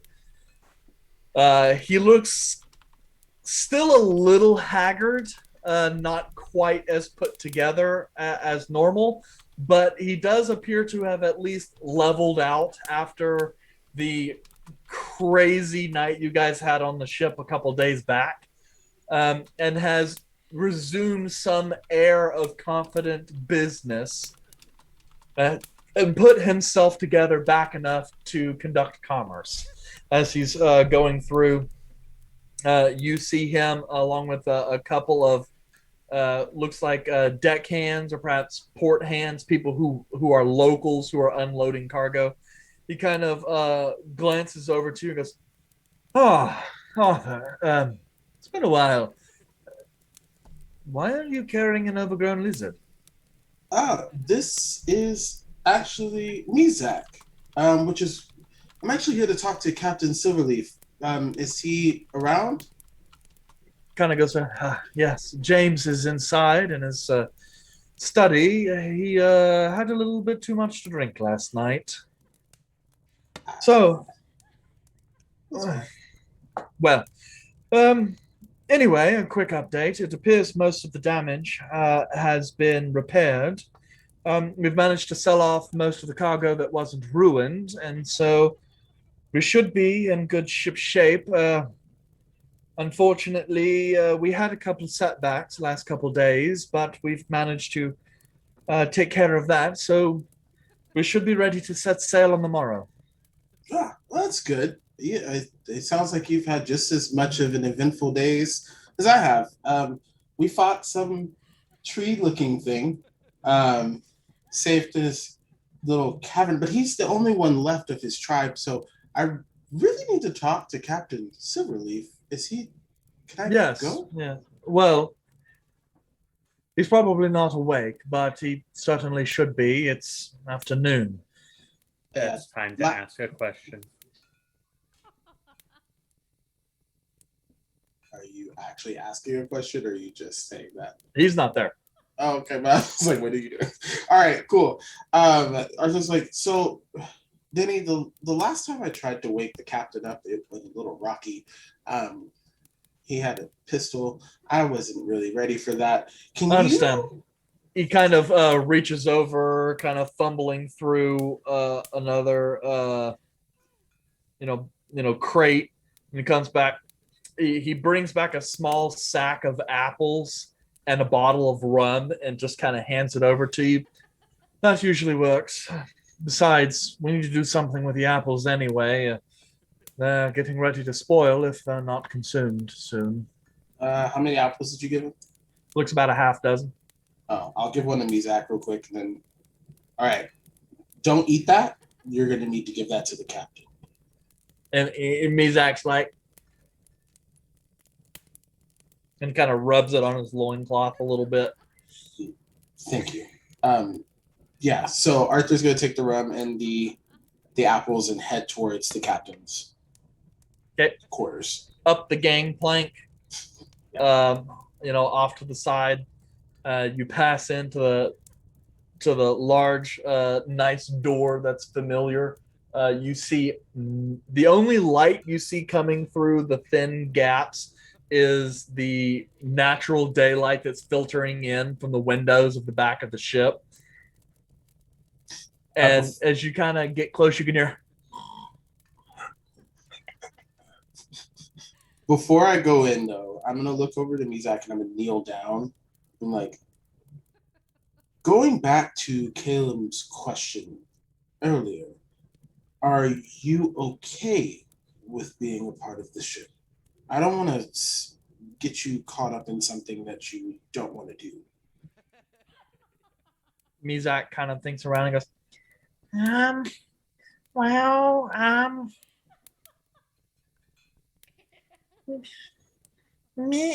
Mizak never left home before. Not sure what to do.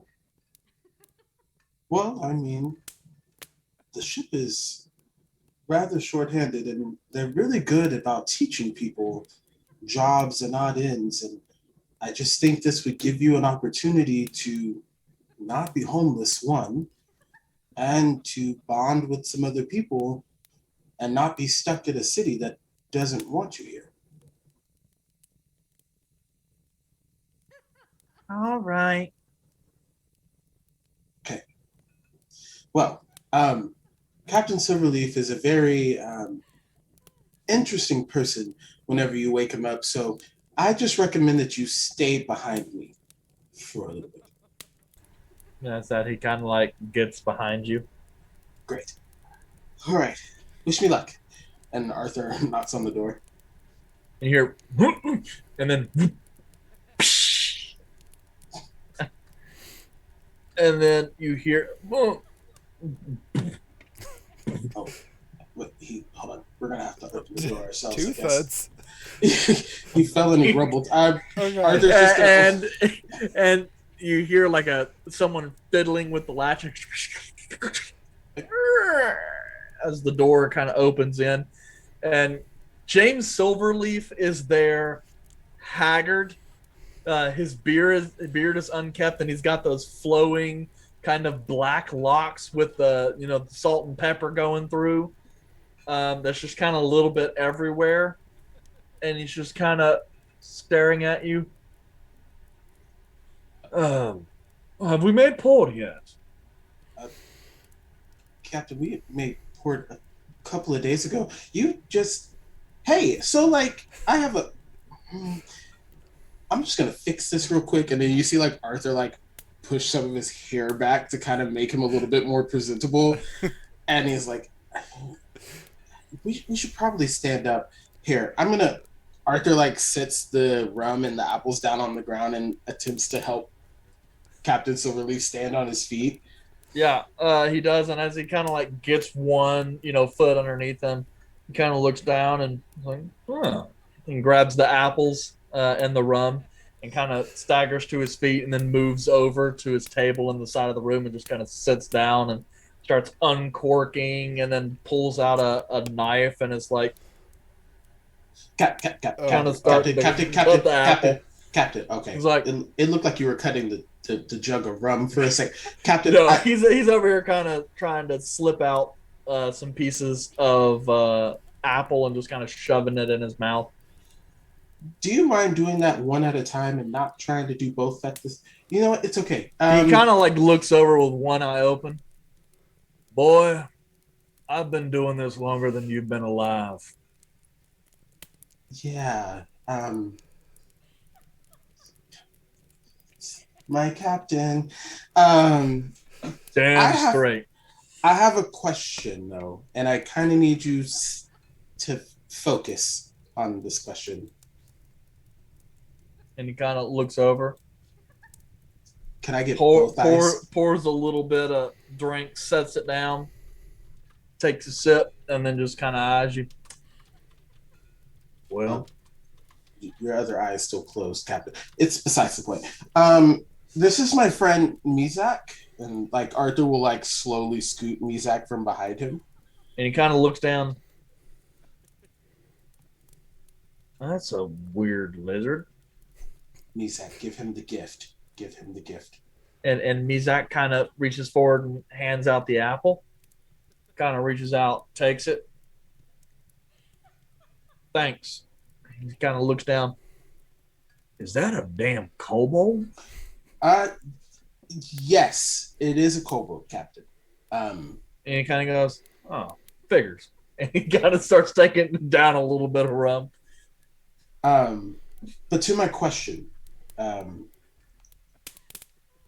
we kind of took in this kobold due to some events that happened. He lost his family and doesn't have really anywhere to go. And I thought with, the ship being repaired and some of the other people leaving and you being a little short-handed, that Mizak here could possibly join the crew.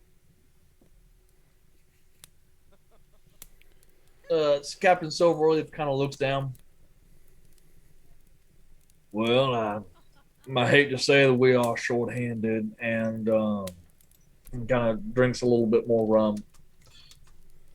I am desperate, but I think you're overlooking something here, Art. And he kind of looks down to Mizak. Hey, Kobold, you see that small little barrel over there? And Mizak kind of looks over. Uh-huh. He's like, would you mind attempting to lift that barrel? And Mizak kind of moves over and like grabs the barrel and like tries to stick. And kind of like looking around and starts trying to like drag the barrel over to you guys. And Captain Silverleaf just kind of looks over to you, Arthur. Well, Art, you think he's fit for duty? Captain, I don't doubt your judgment, only because you've taken care of me over the last couple of years. But there are other jobs than just heavy lifting. Like, you had me in the crow's nest for forever before I was even able to do anything on the boat. I'm sure you could do the same thing. Well, I suppose you are more or less correct. There are a variety of other jobs. I would note, however, that in case you were unaware, kobolds do not see so well during the day. I wasn't really aware. I'm not super familiar with kobolds as a whole. But they're more underground or nocturnal type creatures. So, which is great for nighttime. We need somebody up there to keep an eye out on things that usually can see in the dark. And I'm not going to lie to you, Captain. When I was doing it, it was a bad time because I couldn't see anything whatsoever. But I did what I could to help the ship. I think he would be more proficient in doing that specific job, maybe just in that period of time. And he kind of looks over. Help me out, Captain. He was really good. Roll me a persuasion check. Oh gosh, why? These things. Oh, this is bad. You got this. You got this. Okay. No, I don't. But I am gonna use a lucky point because I really want this to work for my friend here. And it's probably not any better. Please be better. Okay, a 15. A 15. Okay. Captain Silverleaf kind of looks you over, kind of looks down. He can bring you rum. You know, you used to ask that one person to just run your rum all the time. It may not be big enough to pick up a barrel, but maybe he can just pick up a jar, a glass. Here, hold this, Mizak. And he kind of handed it off. It's like,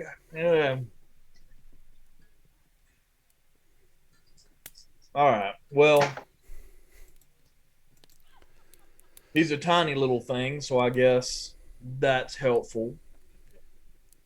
I guess he doesn't exactly take up any head count, as he won't take up much space. They eat just about anything, so I don't imagine that'll be a problem. He will definitely help you clear out your Sahagan steaks. Good point.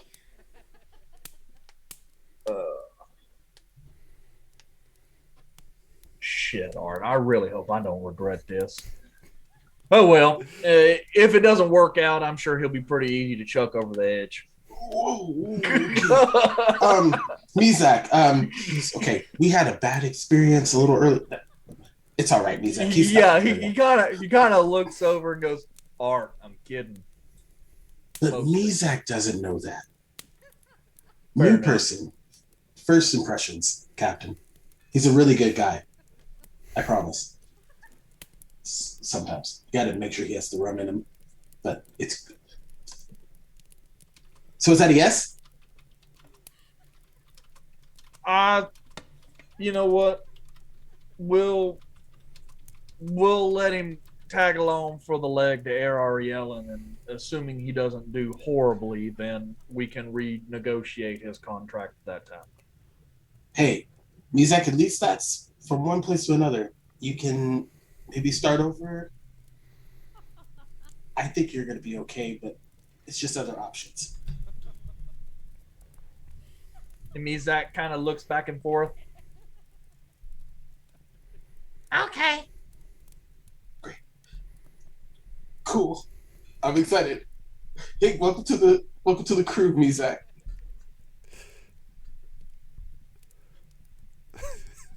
And Captain Silverleaf goes, "Is that all you needed, Art?" Actually, can I have some of that rum? Or is that like off limits? He kind of reaches over, picks up a ceramic tumbler, and starts pouring you a nice deep glass. Thanks. I have a friend who is a raging alcoholic, or at least it seems like, and I'll take it back to him and he'll be good with that. All right, let's go. I will bring Mizak back whenever we start our trip. He has to say a couple of goodbyes. Shh, you don't actually have to. Gotcha. We'll see you tomorrow, Art. See you, Captain. All right, let's go, Mizak. And Arthur and Mizak will take back off towards the tavern. Okay. Most of the rest of you guys have returned in quick order. Takes a little bit longer for Arthur to return, though he does so with a smile on his face, Mizak in tow. As you guys are kind of pulling up, Mizak is sitting there, and you see his tail is just kind of swinging left to right. Seems to be in a pretty good mood. Hey, guys. Hello. Hey, you didn't lose him. No, actually, we're gonna be keeping him for a little while. He's actually the newest member of our crew. Hey, that's pretty cool. Yeah. So I mean, it's got a trial period. He just has to make it to Ariellum and not mess up. But I think that he'll be really good. I think he'll pick up pretty quickly, and they need the help. So Desperate times call for desperate measures. You just didn't think that desperate. Oh, Red. Yes. I got you a gift.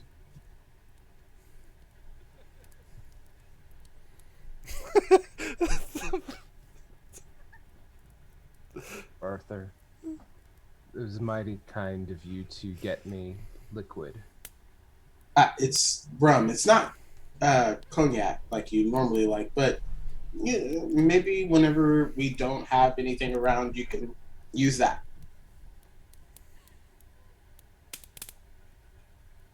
Thank you. You're welcome.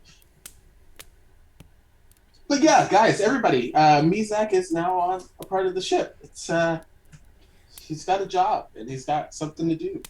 Hey. So, All right. oh, other thing, the ship is going to be ready to ship out tomorrow. So I just hope everybody's ready. It doesn't leave at like 5 a.m, does it? Captain Silverleaf doesn't do anything at 5 a.m. My kind of We'd captain. be lucky to leave probably closer to 10, 11, Start at the crack of noon. or 2 in the afternoon. Hmm. It just depends. He did have a pretty big jug of rum. It might be closer to 2. I got a question. I was giving you a lot of things. Do you have that necklace that we got off of Kieran? Oh, the tree guy. Yeah, Tree Man. Yes. Oh, yeah. That's here. The amulet? This one? Yes. Yeah, I think I grab it. The interesting story. Apparently, he's a local hunter. Their families down on their luck, and we murdered him because he was cursed. And so, Upside, we really didn't know how to solve the curse, so that was pretty much the only thing to do because he was crazy. Wait, so we killed a local? technically Gorbek did, but I didn't. I necessarily did not restrain from doing it either. And I ate his brains. Don't stay Might here. not wanna Definitely mention should not that be ever. words that a goblin says. So Might not want to mention that ever. Sorry, I killed your local dude and ate his brains. apparently, everything that we gathered from the area was his, and in order to get their family some closure, I should probably give some things back. So I got the necklace I was going to give back. That I tossed his head in that little thingy. Yeah, I'm not going back for that. The acolytes are going to go and do another ceremony for the body. That way They're going to go see the dead body? It's been ceremonial cremated. It's fine. So they're just gonna go see where he died. I'll let them know where it was at. It's more of a closure thing. You didn't tell them that we killed him, did you? Yeah, we told them we killed him. But we didn't know. We didn't know. We told him we they're didn't gonna know. find a body with no head. What do you think happened? Look, he was cursed. He was afflicted. We've got the journal. That way, the family will get an idea of some closure as well. And How realize that absolutely nutso he was. He was Wait, so kind of beyond it. You're going to give the family the journal where he's losing his mind? That doesn't sound like a very good closure gift. Well, the other Probably option not the is journal. try to lie to them, and lying's not my forte, and I tend to just tell them kind of the situation. So, I mean, closure's closure. If you don't have it, then your kids wind up going off being adventurers, trying to exact revenge on like gods or things. You just don't want that. It seems oddly specific. I got family issues. Got That's it. where that stems from. The We'll uncork that Zella later. family has lots of issues. Who's the Zella family? It's a northern thing. You wouldn't understand. You're from the south. Well, that's fair. Why Caleb. do we care about this man's family? Because it's the nice thing to do. It's the honorable thing to do. Give him Honorable. a hug, Caleb. That'd be nice. So it's honorable to kill the man? No. No, Murder- it's murder. honorable to give family closure when you are able. That bow wasn't magical at all, was it? Not that we found out. When we looked at it yesterday, it wasn't a magical bow. If you want to look at it again today and see if there's anything different, I'm sure Bolred has it. I mean, I don't feel like I can take a look. giving just the necklace back seems kind of awkward considering I'm gonna grab the everything we bow. found. I will assist with an Arcana check. Or investigation. Eric muted. You're muted. You're muted, Eric. Come on, man. Sorry. Point of order, right quick. Calum, Gorbek, Volred. I just remembered you guys were planning on making one more stop to a jewelry store before returning, correct? That is correct. I was gonna say that, but Sorry. Right quick. Go ahead and roll me an investigation check, Calum. Alrighty.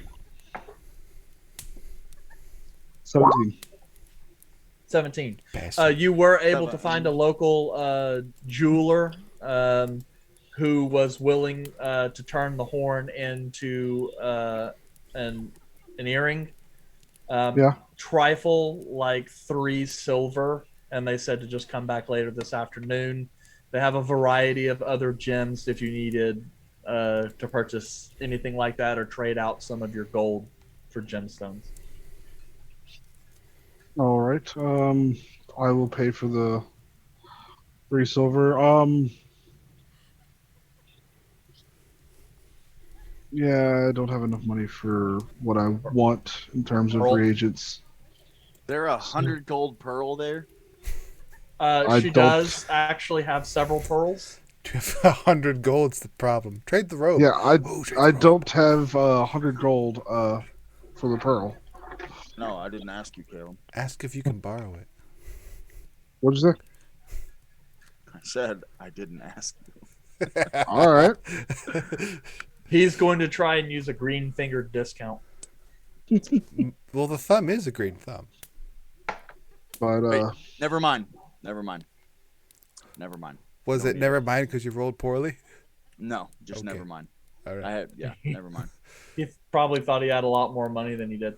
No, I No. thought I had something else that I didn't. Never mind. got it. Hmm. But yeah, I'll pay for that, and I will come back later when we get the chance. Fast forward. That's good to know about your earring you're going to get. That's nice. It's gonna be dope. I think it will look really nice. So Gonna go about right- this bow. Right next to this one. So about the bow, was it? Yes. Yeah, our Vora just gave it to me, so I will, with assistance, I will do a Arcana check.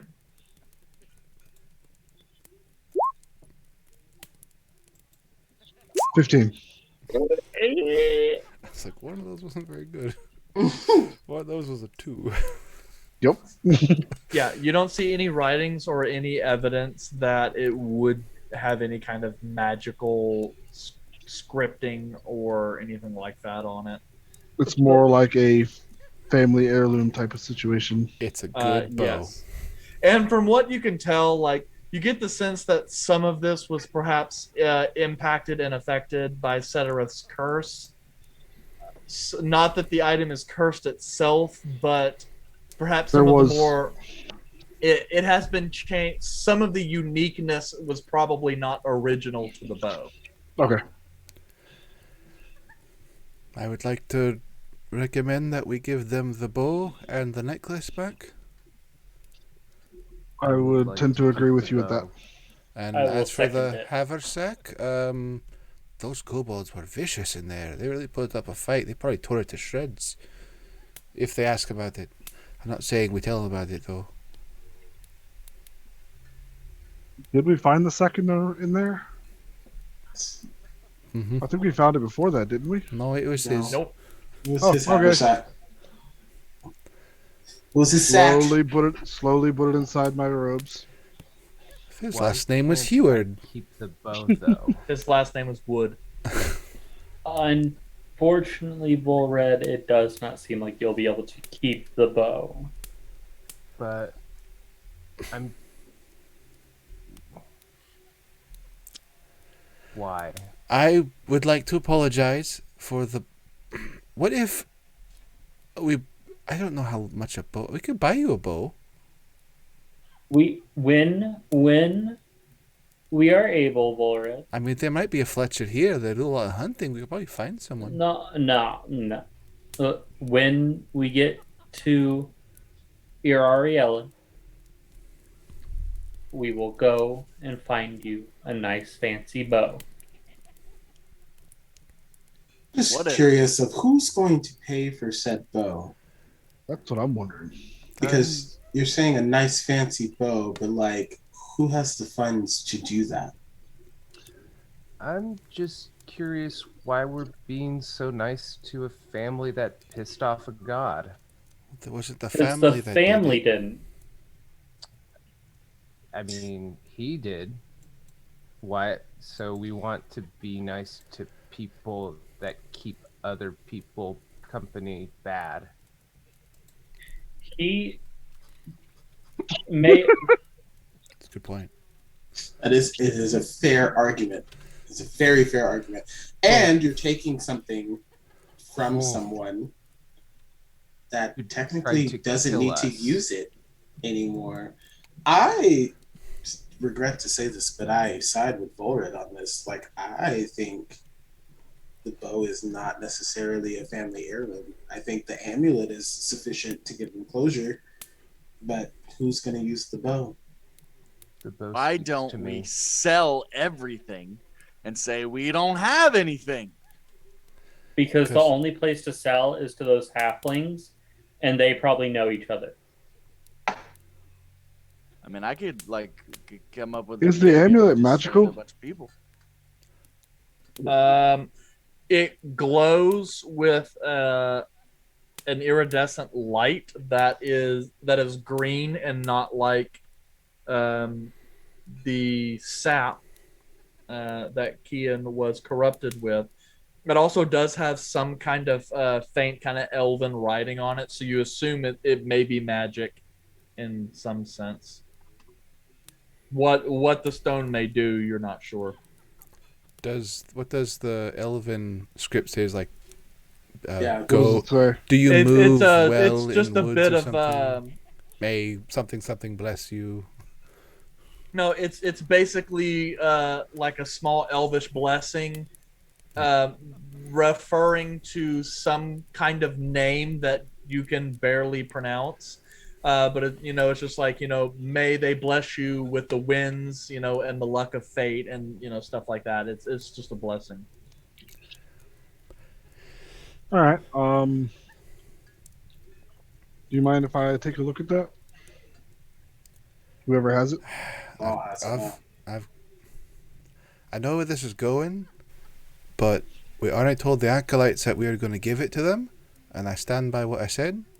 That's fine. The bow, you want to keep it? That's fine. I'll find the replacement. I'll think of something. But the necklace goes to the family. Why do you have to think of something? Did you already promise them the bow? No, but I figured return someone's belongings. Which is the amulet. Well, a lot of the things we got were the belongings. Do we not return his head then? Nope. Well, you want to go find that damn thing? I have no idea where that thing went. But yeah, never mind about the amulet then. Go. You want to look at it? You can look at it. I hand it over. All right. Going to do another Arcana check. It's cursed Gander, by that god. Oh, we saved the family, but we lost our Caleb. Sure. Gander, are you going to assist me with this? Sure. I'll help translate if you need words with Elvish. I can do that. I can speak. I can speak and read Elvish. I think we can all read Elvish. Elvish is second common. I still stand by that statement. Pretty much. If they would stop making everything written in Elvish. Yeah, because that one was ugly. Sir, there are other numbers. Yeah, dirty 20. Okay, so are you guys taking like a short rest with this thing? We're hanging out. We're waiting for till like noon before we even head out for our We can, yes. meeting. Okay, so you guys are taking some time with this. All right then. So Hold. I'm looking at at our Discord right now. We found money. When did we find money? yeah, you guys found a small lockbox like right at the end of the session. And I was like, "Oh, don't worry about it. I'll send it to you guys in text before next week." And it never happened. I don't remember the lockbox. I remember the lockbox. Okay, that was something we brought with us because it was small. Okay. Yes, because Yeah. it was stuffed in there with the clothes and the vials. Okay. So And guess I who didn't has want to. that? And we were like already past midnight. So when they were talking about, oh, we ain't got no money, I was like, well, of course you do. And then I was like, No, we don't. no. Okay. It's like Okay. I forgot. This is a little better. You guys are not as broke as you thought you were. Ooh. Well, I still So- need so- 100 so do- gold. Hmm. You guys definitely have that. in If we value, put though. that shit together, but I mean. Yeah, but they have to give it all to me, which they don't know me that well. But yet. anyway, Or don't. so Sure let's don't. see here, Caleb. You rolled a 6 or you rolled a 20? I'm sorry, 20. you just got a lot of shit in there. I rolled a dirty 20. Also, Alex, your thing isn't all the way down. Oh, I have to. Woohoo! That's 6. 6. That's what everyone saw. But no, dirty 20. Okay. You kind of go through from what you see there. Yes, it is definitely magical. And you're actually roughly familiar with this enchantment. As you've seen a couple of these before. It is a stone that appears to be blessed by a lesser known Akari deity named Pandris, who is a god of chaos, trickery, and luck. Not well revered really anywhere. But the blessing is one of his, and so you get the sense is equivalent to a stone of good luck. Okay. Which is another item that came up early in the last campaign. Randomly found / made. No, I found it.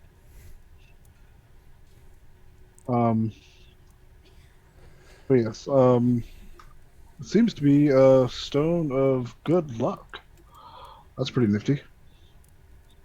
Hopefully, it will bring the family some good luck in the future. I mean, it didn't really help out for the guy who used it. Although he Well, did kill that ADAC in one shot. That's pretty lucky. Yeah, everything that followed is on him though. Yeah, you used up all his luck in one shot. All right. We're wishing luck upon an unhonorable family. The family's not unhonorable. The person made a mistake. Just Who makes because mistakes? one person makes a mistake doesn't make the entire family unhonorable. Dishonor on your whole family. That seems foreign to me, but okay. Dishonor on your cow. You're elfish, right? Think about this. That makes sense. I mean, honor's a big deal for us too, but it's just we'll let it go every once in a while. If I killed something of a god, my family would kill me. If I killed something of a god, my family would probably put a statue of me up. Yes, but would your family also not still love you? They may kill you for the honor of their family, but that doesn't mean that your entire family is dishonored. Oh, Volred. Lovely fellow. Killed a god, though. Had to go. Love sounds like a concept for public school. I'm really interested in where you're from because It's like you're from a different world. But yeah, I kind of take a look outside to see around what time of day it is. Noon. That's when you guys were waiting Yeah. until. I'm gonna go. Yep. I don't know how long your little dinner party's gonna go, so can I go drop this off and make some people sad? Yes, you can. All right. And then we'll go. I get up and I leave. Doo. Yeah, so I was just taking the. Oh, I come back. Arthur, you have the journal too. What? You have the journal too? Oh, the book? Yeah. Oh, yeah. Thank you. Here you go. Thank you. I take that necklace and I leave. And I head towards that direction that I typed earlier that I forgot. Wow. To the house of the Wood family. Keen Wood? Yep, Kian. his name's Kian Wood. And his wife was Esther. Esther Wood. Their His son, kids. James. You did not get the children's names. All right, Sprout. so no. Where? You pass into the northern section of the city. After a while, you have to kind of look around and ask a couple people, but you eventually come to a small log and plaster building, or log and cob. It's not really plaster, it's cob. Building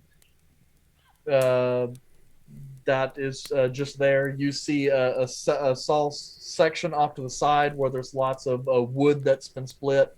Looks like a small kind of thatch covered barn or work shed that it appears a woodworker of some type has done work there. Oh boy. Alright. I take my holy symbol out of my pouch and I put it on the necklace. And oh, okay. I comprise myself. I go knock on the door. Okay. You knock on the door. It comes open to this thin, not quite malnourished, but still quite thin woman. You'd guess maybe early to mid 30s, with kind of brown hair that's kind of just a little more gray in tone, like a mahogany, and it's kind of tied back a little bit. She opens the door and is like, apologies, I wasn't. Who are you? Hi, I'm Izol. I was working with the acolytes up to the northwest. Where are we located now? It would be due south from where you guys are at. The acolytes. We were investigating a few things out in the woods, and we understood that your husband's been gone for quite some time. Yes, Kian. He's a woodsman. Well, long story short, he went out to try and catch some food and animals for money, and he hasn't been seen since. Yes, I don't know.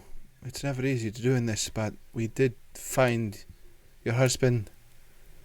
There was an issue that happened in the woods. Apparently, he came across I'm not sure how religious your family was, but a large white Idak.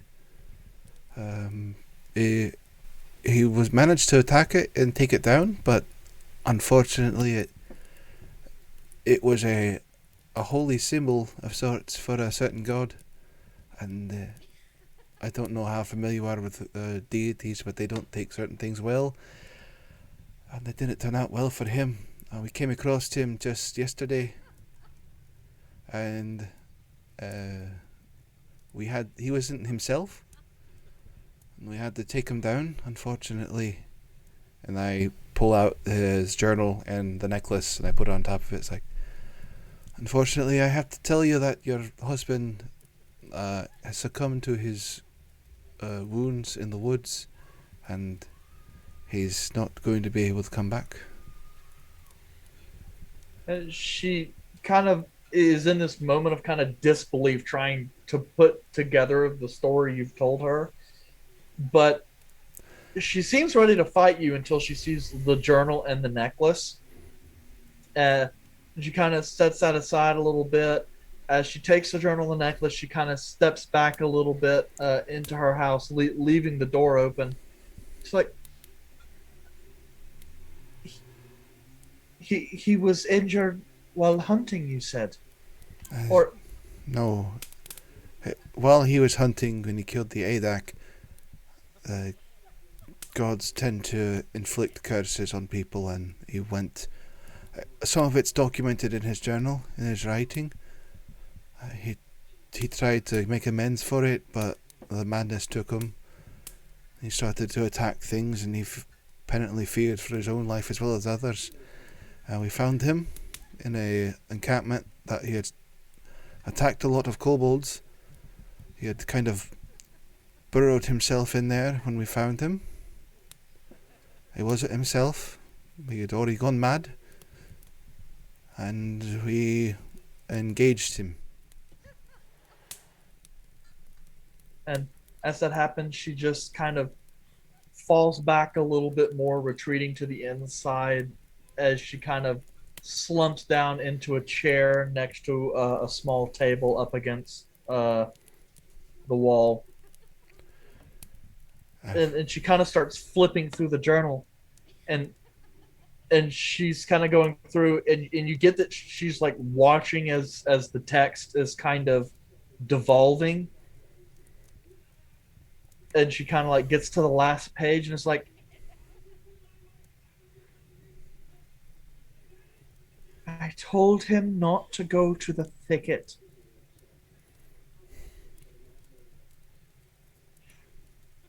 And she kind of closes it, tears kind of in her eyes a little bit, but kind of trying to hold him down.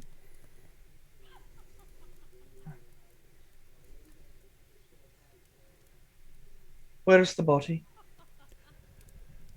We engaged it in the kobold encampment in their little cave system.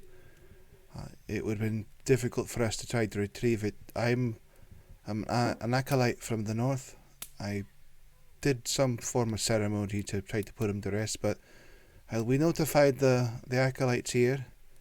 They give the location. They're going to try to recover what they can. Didn't seem right to leave it there. Any kind of creature could have wandered in there and desecrated it. So they'll be contacting you soon, hopefully, with the remains. I understand that you were falling on hard times, and that's why he ventured there. There's dangerous beasts. The fact that he was able to take it out with what we saw, a single shot, he was a very skilled hunter. But there are problems. Unfortunately, one of our little ones, our son Adric, he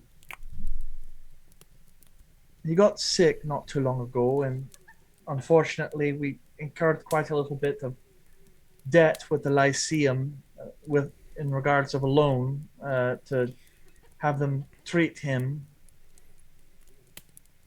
And all in all, we are quite a little bit past due on some of the amount, and the Lyceum will take the house and the property if we don't repay the loan, or at least the past due amount sometime soon. But that he's gone, I don't really know how we'll manage to. Well, don't worry about it, because where I come from, there's always forms of divine intervention. And by God, if the gods took your husband away, then they're going to find a way to help. I take out my coin purse and I hand it over to her. Like, there's not much here, but don't give a penny of it to the Lyceum. It's not for them, it's for you. And we actually have a meeting with the headmaster today, and we'll see if we can take care of this issue. You shouldn't be bleeding this place dry. And I'll take out 2 of the javelins I have. I'll unfold them. His bow. I don't have a bow for you, and I understand that can be kind of hard to come by one you're used to, but these are pretty handy if you ever need to venture out and defend yourself. Just take them. I lean them against the door, and I just take care of yourself. Maybe come up with a trade. Maybe, I don't know. Not very good at this part, but don't worry about your debt. I'll take care of it. And I step out and I leave. How much gold was on the coin first? 7 gold. She kind of sits there and goes, wait. I turned and I left. It was again awkward. I left. Yeah. And she doesn't run after you. She kind of stands by the door and calls out. And when you don't turn back, she kind of returns and closes the door. I head back to the place. Okay. You head back to the charming moon. The charming moon. The charming moon. West Virginia. And with that, we're going to go ahead and take a break.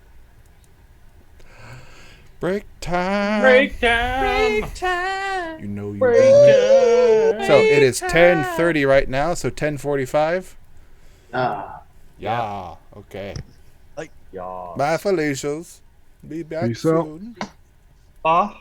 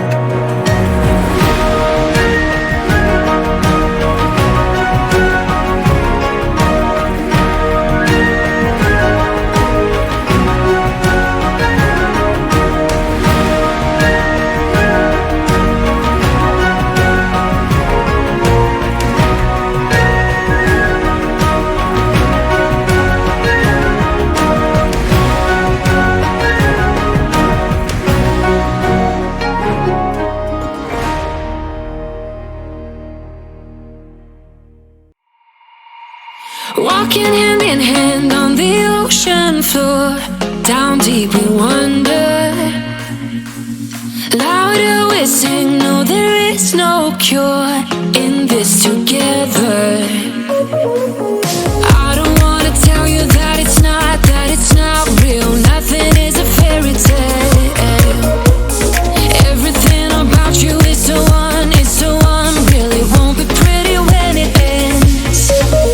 Now how could I leave with your sweet love on me? Yeah, yeah. Something about you always makes it harder. When you got my lipstick on your white shirt collar.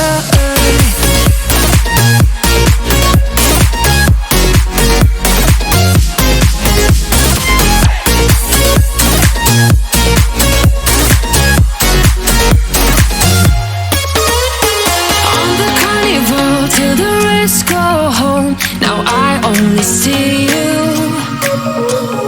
Hearts and letters carved into the shore. We'll never grow old. I don't wanna tell you that it's not real. Nothing is a fairy tale. But everything about you is so unreal. It won't be pretty when it ends. Now how could I leave with your sweet love on me? Yeah, yeah. Something about you always makes it harder.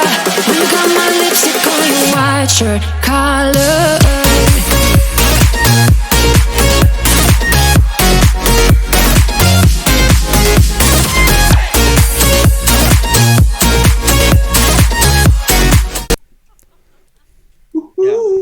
So, but that's the main reason why I always try and kill at least one child in each of my campaigns.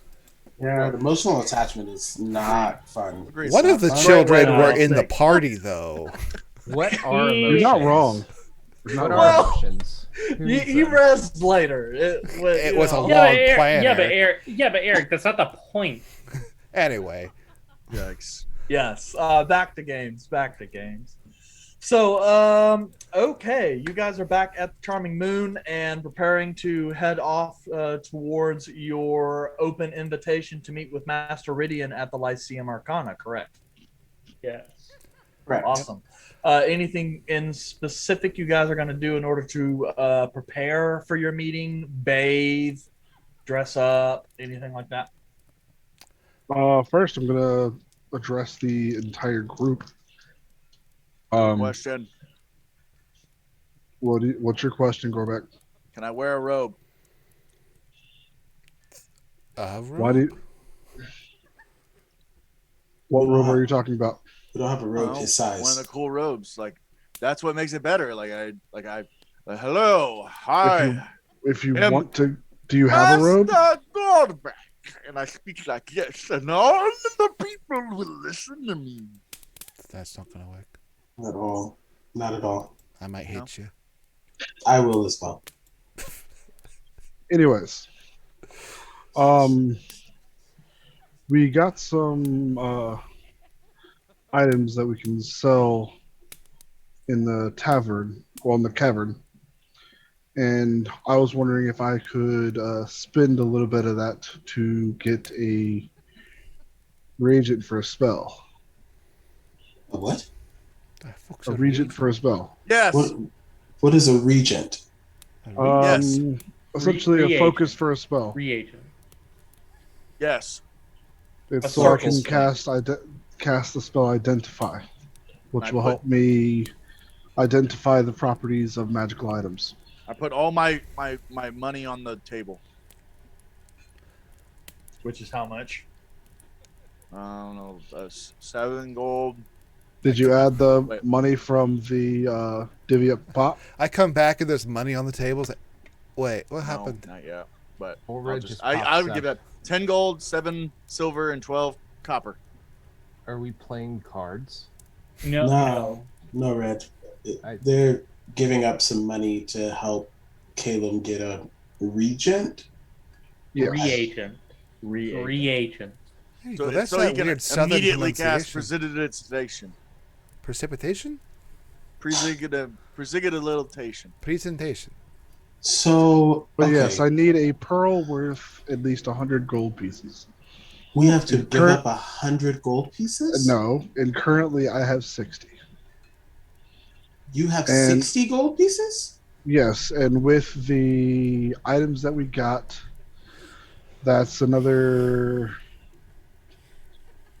80 gold. I was wondering if I could take 40 from there and go buy myself the pearl. Wait, so we're just gonna give up 40 gold to you to go buy a pearl, and then you're just gonna run off with it?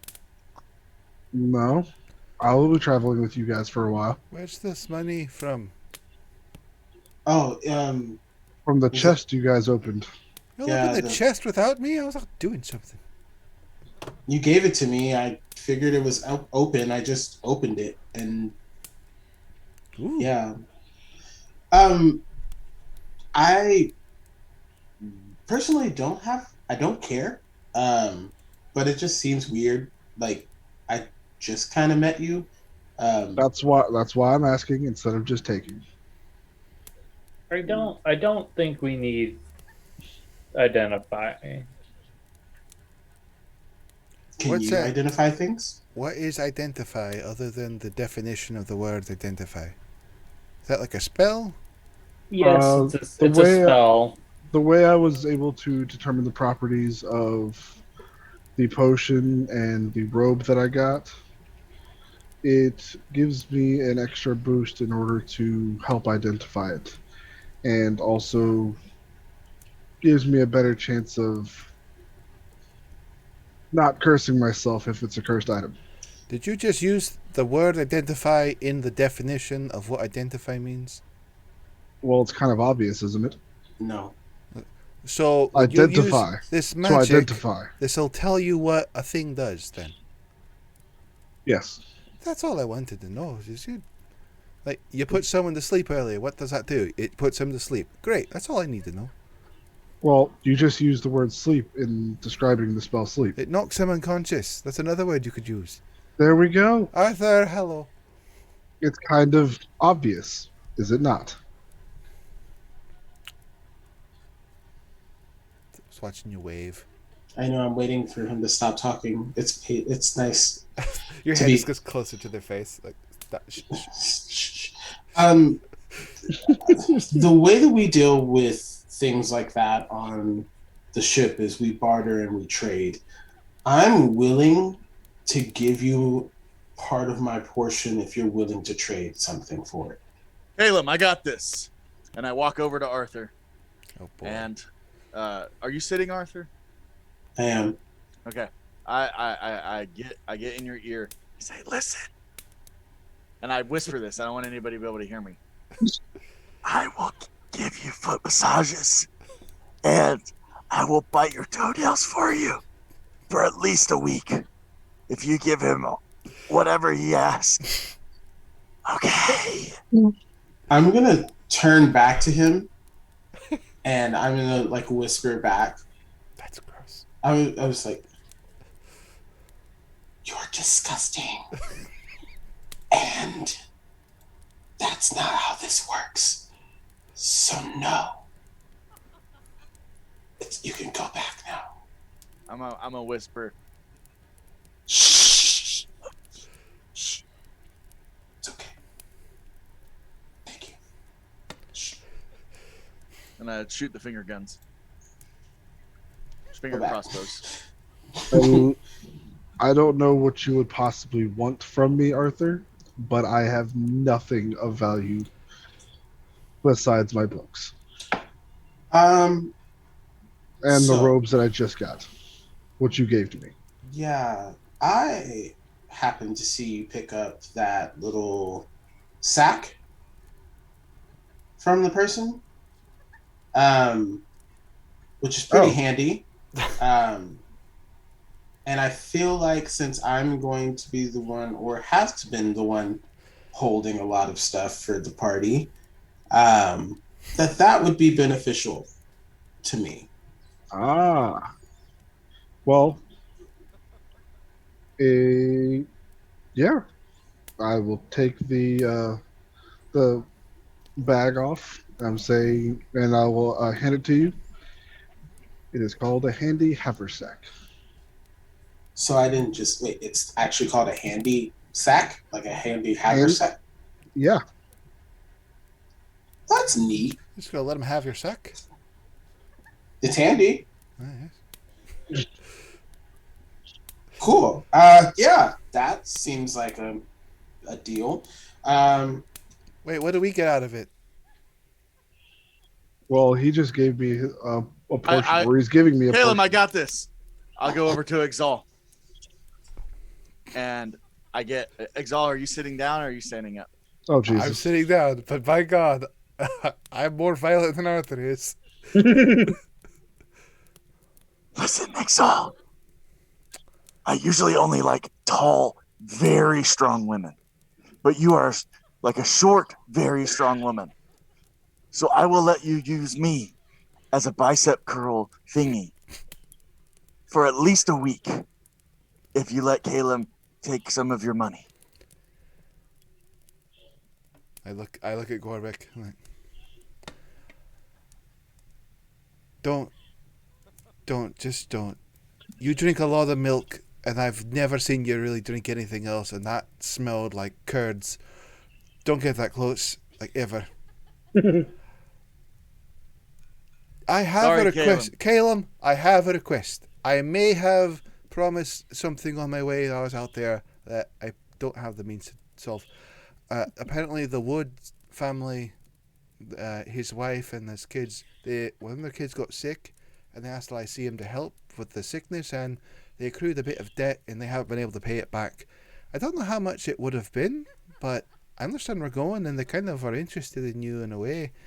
If we could try to convince them to, like, absolve the debt as like a sign of good faith for the fact that the father died and things, I don't know. I'll gladly give the portion of whatever. Are those gold? Well- Is that a gold bracelet? Holy shit! Yeah, we can see what we can do about that. After Gorbeck gave me his share, all I need now is 10 gold from the two of you. No. Vorid, why are you looking behind? Hey, let him just. He's focused. Let him just. Pardon? He's just. All right, I'm just gonna let it go. Did 10 someone say gold? my name? It's all. Did you say my name? I can't hear you. You're very muffled because you're wearing a mask and you're facing the opposite direction.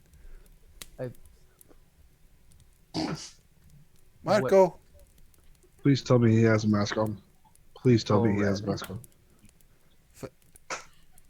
Have you ever played Marco? Anyway, Caleb, I've been distracted by the person. Aren't we all? Need 10 gold. Well, I kind of gave them most of the money I had on me, but I didn't know we had more money here, so I'll give you 10 gold. Yeah. So Thank did you you very need much. 10 gold from both of us or 10 gold in total? In total. Oh, I still owe you, so you can have 10 from me as well. Okay. Well, That way I'm not flat broke whenever I do buy it. What? Fine. All right. Okay. Yeah, that sounds fair. I'm gonna go take a bath Then- because I've been running around a lot. What is he looking at? Don't look directly at the back of his head. He might have eyes there. In that case, after people start spreading out or separating, I want to go back to the general store and see if I can get a pearl. We all start getting ready for the meeting, I'm guessing. And then I'm going to get ready as well.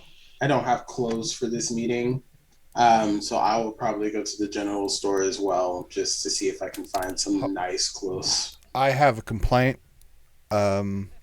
Eric, did you give us Electrum? I did. Yeah. He did. Who wants my Electrum? I'll take it. Take- I actually, take- no, I Take genuinely 5.3. I refuse. don't. I will not take the Electrum. I refuse this worthless currency. I'll take it. It is not worthless. I use it for decorative means. I do not use it as currency. It is gross. What if I only like Electrum? I offer That's it? You just take it. That's just my job. Like that's just me. I refuse. Also, Gorbeck, we do all you know got what Electrum 22 copper, is? so I assume it's a currency. I have no idea. Yeah, it's a currency. equivalent to 5 silver, or half a gold piece. garbage. It is not garbage. Oh, so you mean we just made out with 2 gold pieces off of that? Yeah. Nice. I still will never use it. Yeah. Yeah, I'm gonna go get that, and then I'm gonna get ready. I didn't look at the money until I saw what the fuck is EP. Like, ew. Ew. I not too picky about many things. Electrum is one of But them. Electrum. Yeah. We have just a sidebar. We have not decided how the other items are going to be set out or displayed. So we're just leaving that alone until we have a time to sit down and actually go over it. Yeah. DM question. Yep. The robes that we found, how fancy do they look? They would be the equivalent of noble outfits. Okay, then that's what I'm gonna wear. They're to the... relatively close to. I mean, they're not quite as expensive as what like an archmage might wear, but like a fully adorned graduate of the Athenium who has a position of authority might wear something like that. Okay, then I will wear that to this meeting. Okay. You find a really nice kind of morning glory blue and purple and kind of silver gray one that works pretty well to your taste. The other one is like really bright red and gold. It's kind of gaudy, more like Bull Red's taste. Trevor's gonna wear that one. Wait, there was 2 of them? Yeah, there's There were two. 2. Were they both magical? We haven't checked They one. both seem to be affected by a similar magical effect. Yes. Okay. Also, not very strong. Well, then the other one I would have left with Arthur instead of taking it. I would have only taken the one that I would have worn. Okay. So Gorbeck will have to ask Arthur for that. That Okay. sounds So like an awful Arthur idea. has the nice red and gold robe. Sure. Okay. Before everybody disperses, Red. Yes. Can you turn around? Sure. Great. God, it's that easy. I never gave you your portion of what was in the chest, so I want to make sure that I give it to you. So you have 14 gold, 5 electrum, 12 silver pieces, and then 22 copper pieces. Thank you. I would definitely make sure you keep that somewhere and don't just leave it on the table. Unless you like electrum, that's up to you though. I will gladly take any gift from you, Arthur. Well, that's very nice. I'm gonna go before it gets awkward. Caleb, hey, I'm coming with you. Awesome. Let's go. Taking a bath. Let's see what we can find. Okay. So you guys depart to the gym store. When you return, the young woman who oversees it, when you return, she kind of looks in and goes,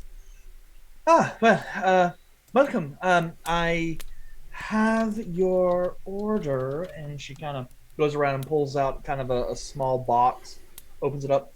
Yes, it was pretty easy enough to turn into a earring. And she kind of pulls it out and sets it on a nice little satin cloth across the counter. Well, what do you think? I'll pick it up and inspect it. How's the quality of the work?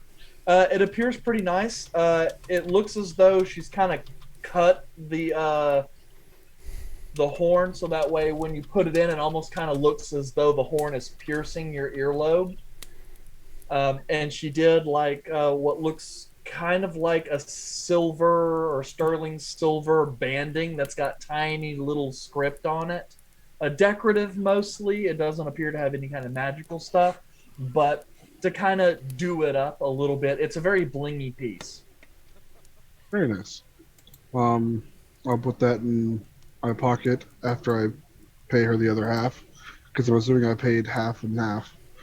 And then I do have a question. You said you had gems, correct? Yes, I have a variety. Nothing extraordinarily expensive, but there are a few things that I hold on to. I was wondering if you have a pearl worth around 100 gold. Yes. Actually, I keep quite a few on hand for the Lyceum. Yes, I could definitely use with one if you have one available. Yes, of course. That would be 100 gold. I will subtract the 100 gold. Okay. And she reaches over and sets before you like a very wide, very thin box. She opens them up, and it's got like a silk interior. And there, in like little divots, there's about a dozen or so pearls. Please, pick one. I will find the least ornate, the most bland of the pearls. Yeah, That fits the 100 gold description. Yeah, so you pick one of those. You pick one that's got a little bit more character, what other people might consider a flaw. This one's got like some sand-colored veining in it. Yeah.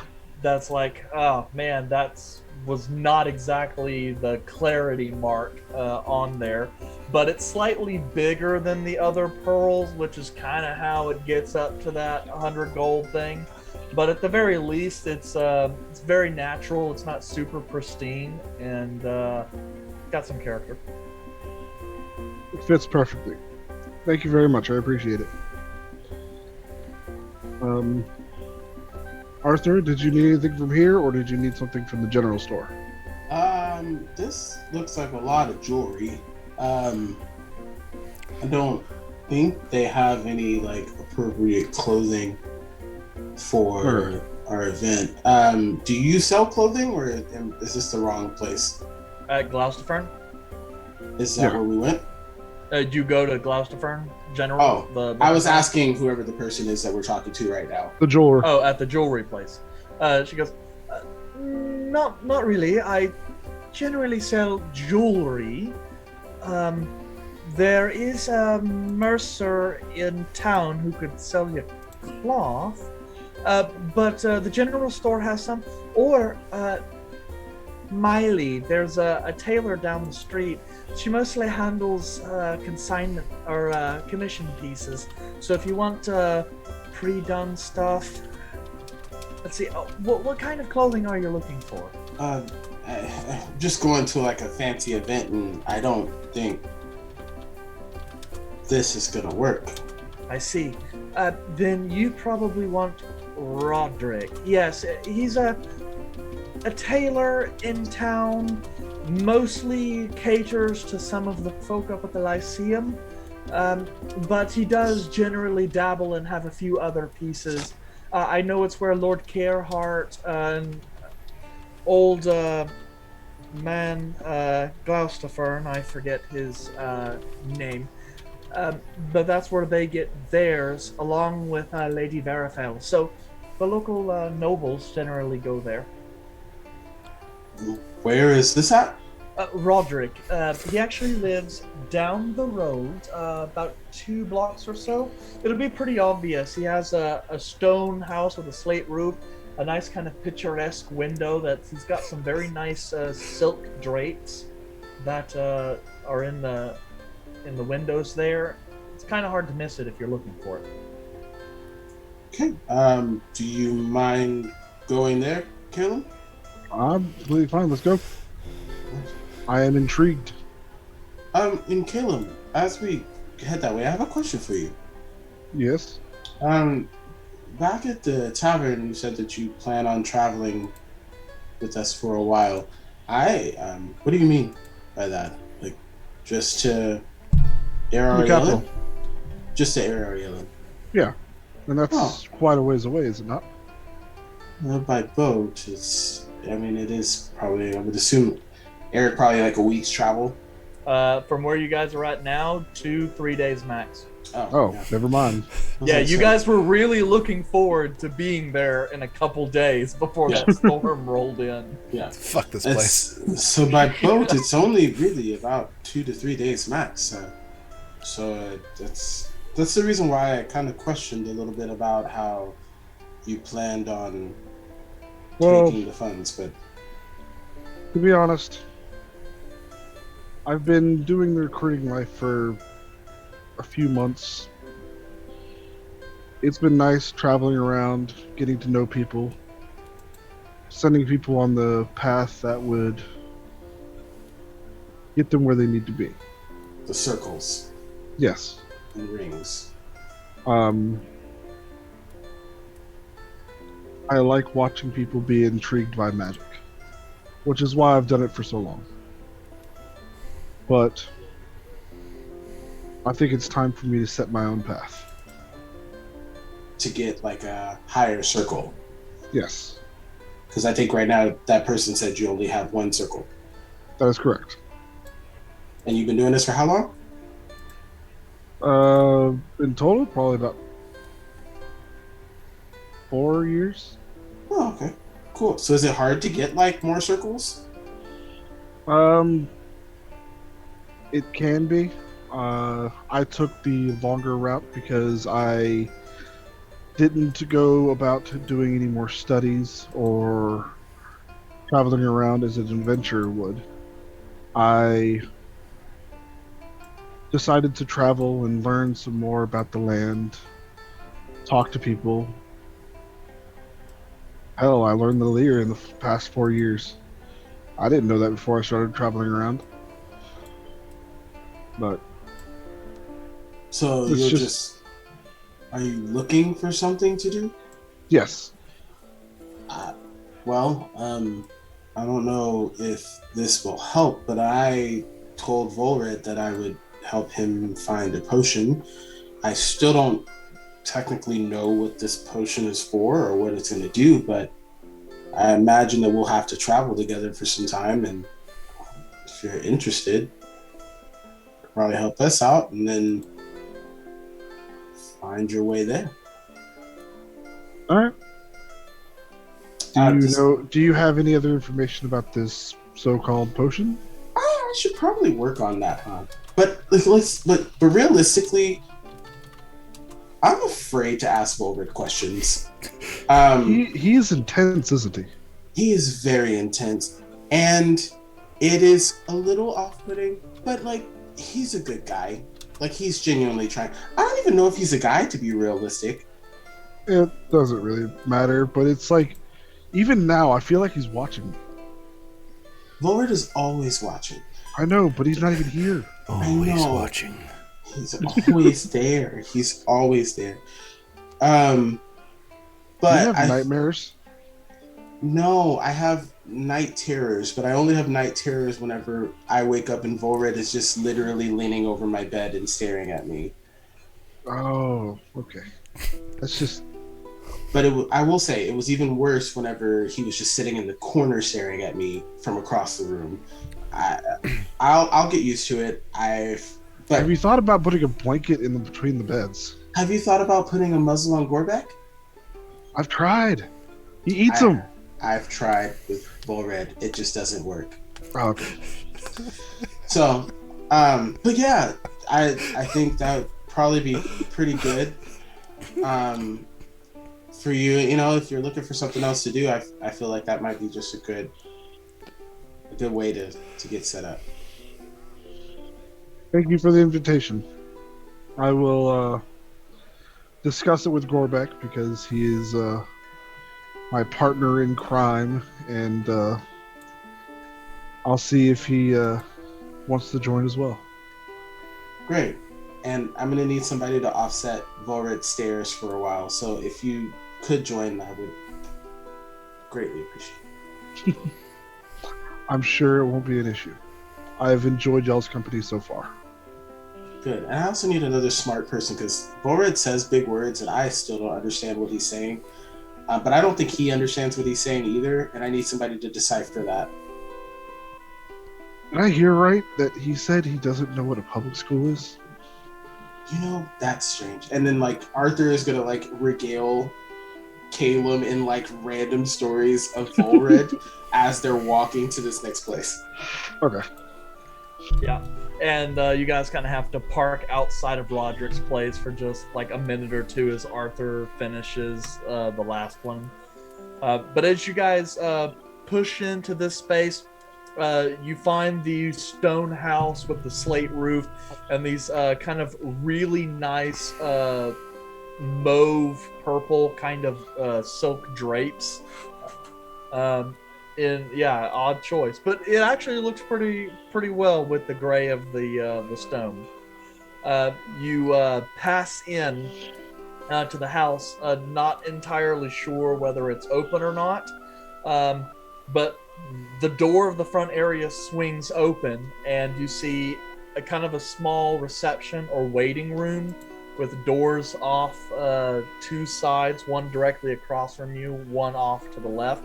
It looks as though he's converted like the front parlor or waiting room. As you guys kind of go in and call out, the door to your right opens up, and then a man in his late 40s kind of walks in. Very short, salt and pepper, black hair on the sides, a little bit longer and kind of loosely following in front. His hair kind of looks greasy, but you get a kind of a whiff of like a pomade or some kind of styling oil that goes into it. He has a kind of very clean cut face, and he wears a very nice black brocade jerkin, double waistcoat, with silk line and stuff. You would see it would be something kind of like what Captain Silverleaf might wear, but a lot more expensive. And he kind of comes in. He looks over the group. Are you wearing your robes, Caleb? I imagine I haven't gone back to my room to change, so you're still wearing your ratty robes? Yes. He kind of looks over and goes, can I help you? And he kind of looks over your robes. New student? That is correct, in a sense. Right. We're looking to find some clothes for my friend here. He kind of looks over to Arthur. Apologies. I thought you were in need of my assistance. Funny, you don't appear like much of the Lyceum students who come my way. I am not a part of the cult of the circle. Or ring. Affiliated, then? No. I am a Going deckhand. for a meeting. And wants to look presentable. Understood. So, recommended, then? Yes. Well, that is fine. I do have a variety of clothes that will likely fit you. What sort of thing are you looking for? Dinnerware. Dinnerware, yes. You made that perfectly plain. I'm talking of style. What manner of essence?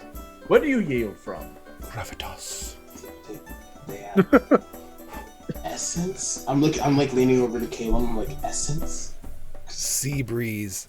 Style? I don't know what he means. What do you want people to think of when they see you? I just want them to give me food and talk to me. Like, I don't really know too much about what we're going to do or where we're going to be. Like,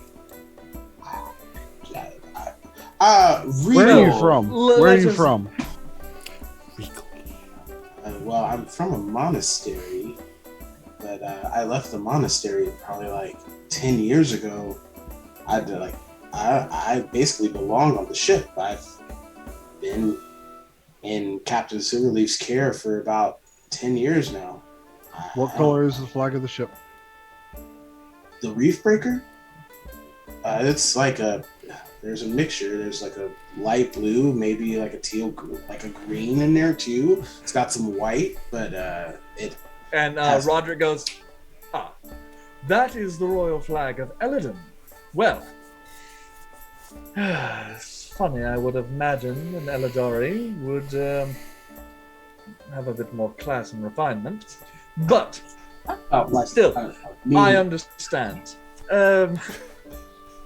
Let us see. Let us dispense with the first part.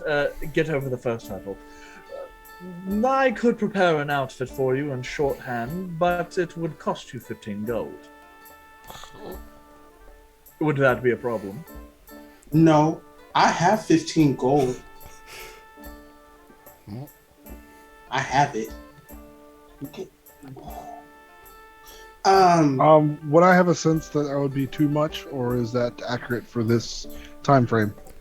I mean, that's pretty accurate for fine clothes, like what a noble might wear. Some nobles definitely go way above that, but like 15 gold will get you like a bare minimum, like upper middle class, lower upper class kind of clothing. I will lean over to Arthur. That's a pretty good deal for this short of time frame, if you're looking for this fancy of garb. I leaned back over to kill him. I was like, are all people of upper class this rude? It's called enlightened, my boy. Culture.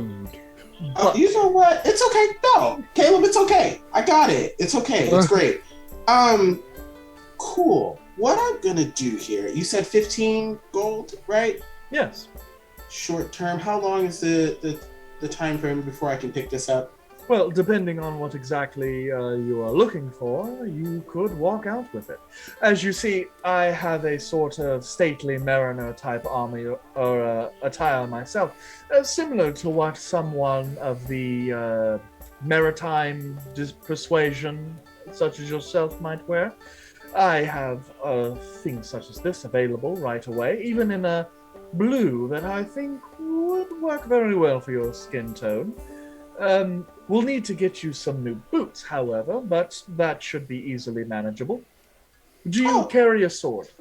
I don't. I carry a staff, which he points back to the large stick that's behind his back. Ah.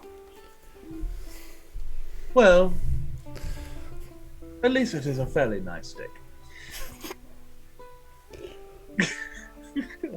So, and he kind of reaches over and opens up like a wardrobe and starts pulling out like a very nice brocade vest, kind of like a sea blue that's got like a tanned leather as some of the accent trim, kind of really nice polished silver buttons. All in all, it looks pretty nice, and it's in a... And you're right, you think you could rock this. This looks absolutely fantastic. This is all the stuff that I could take to go now, right? Like, yes. One moment. And he reaches over and he starts like adding a belt, and then he adds an undershirt, and then some pants, and then some boots, and it looks like he adds an ascot, and then some gloves. So it's like slowly but surely, he's basically giving you everything but underclothes. And he goes, and he kind of looks at you. How do you feel about a tricorn? Oh, what? Hat? A tricorn hat? Or are you more of the Chevalier style, flat on one side, up on the other? Tricorn sounds fantastic. Excellent. Plumage? Sure. Excellent. Plumage means feather, right? Plumage means feather. And he comes back That is with, correct. with a tricorn that's got like a variety of ocean-type colors. Comes back and goes, yes, I think what this would rather do. If you would like to change into it now, we can make any final adjustments, but I'm fairly certain it will work just fine. Oh no, I can take it to go. I'm sure we can figure this out. Well, alterations aren't included in the price, so if you do require some adjustment in the future, feel free to bring it back. No problem. Great. Cool. Caleb. Yes. It's gonna be a second. Hi. So you said 15 gold, right? Yes. Arthur looks into his handy knapsack that he just got. You call it a handy knapsack? No, I'm haversack. Knapsack. Knapsack. Is it haversack? Is it haversack? Haversack. Okay, I said knapsack. That's my bad. Whatever. It's a knapsack. Let's be honest. You know, it's a sack. Either way. And so he's like, great, 15 gold. You take silver, right? Cool. And he starts slowly putting 1 silver down per, and he's like, that's gonna be like, hold on, I'm not as quite elevated in this type of stuff. You're good. He deserves it. How much is that gonna take? 150? Yeah. You're good. He deserves it. Oh, wait. Let me give you a couple in copper real quick. I have that here. I got it really close. Use some electrum. Oh, yeah, I do have that. Electrum. Because I don't need any of these. That's about... Yeah, okay, cool.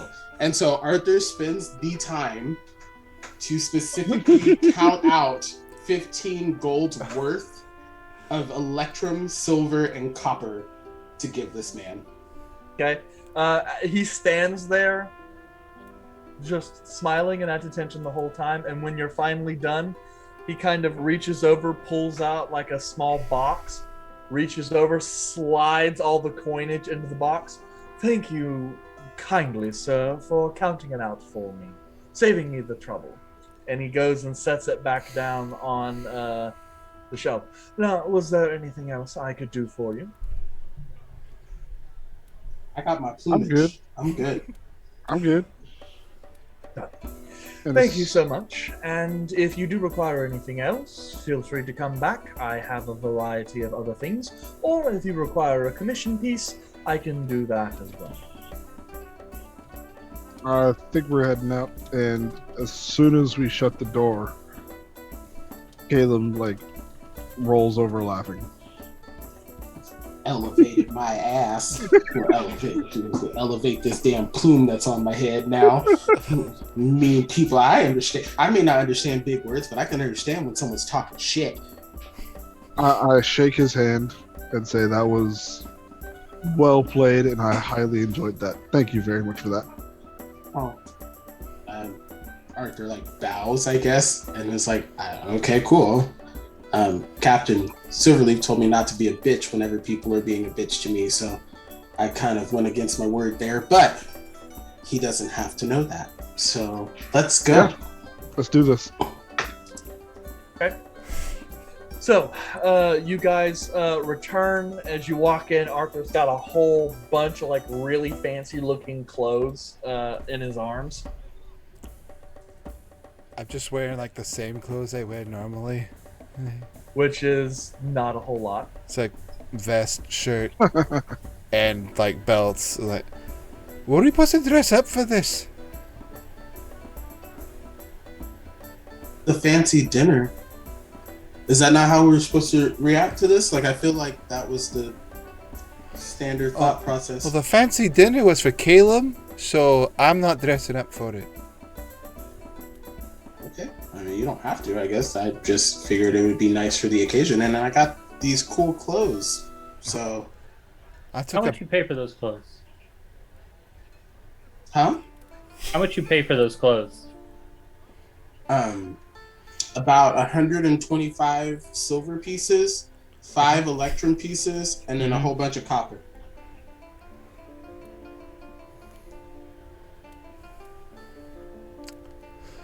You asked, I figured I'd tell you. I just took a bath. That was the extent of what I paid for. But Caleb's gonna go get ready now and put the robes on and do anything else that is required. Same with Arthur. This lunch turned into dinner easily. Yeah. But Arthur, you can feel free to add nice clothes to your inventory, or fine clothes. Fine clothes? Thank you. Yeah. Can I go and try to steal the robes from Arthur? Like the wizard robes? Question, DM. Okay. Yep. With me putting on the armor, I am going to also, while putting on the robes, I'm Harper. also going to ritual cast Identify in that time and see if I can find anything else magical about the armor. Okay. Go ahead Clothes. and They are clothes. roll your Arcana, and don't forget to add 10.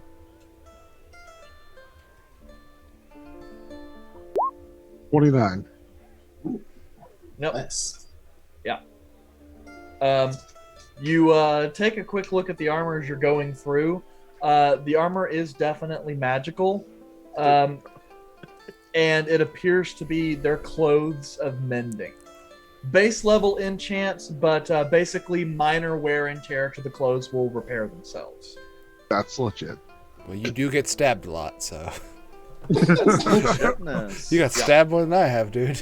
What you will know is that once pieces of cloth have been detached from the clothes, they can't be repaired.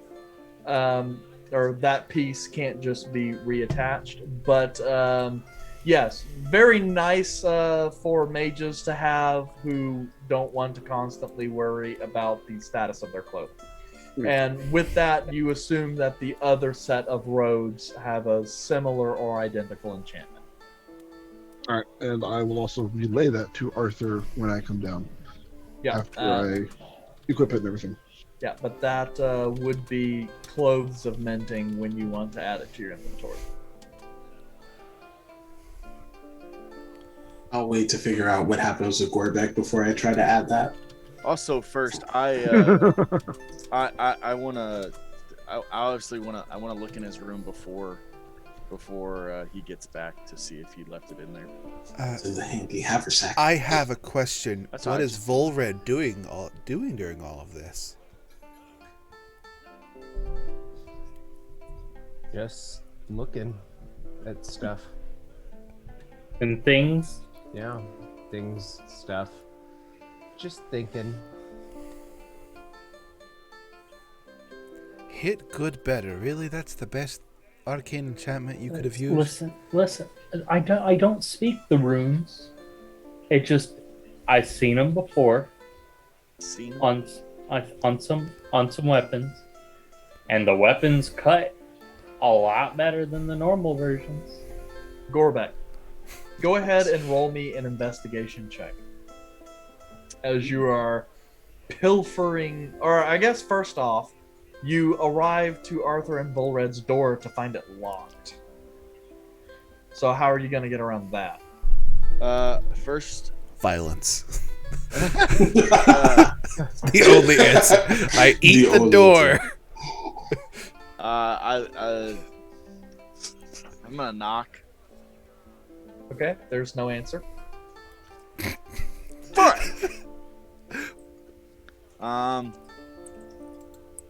Okay, I want to find the little boy.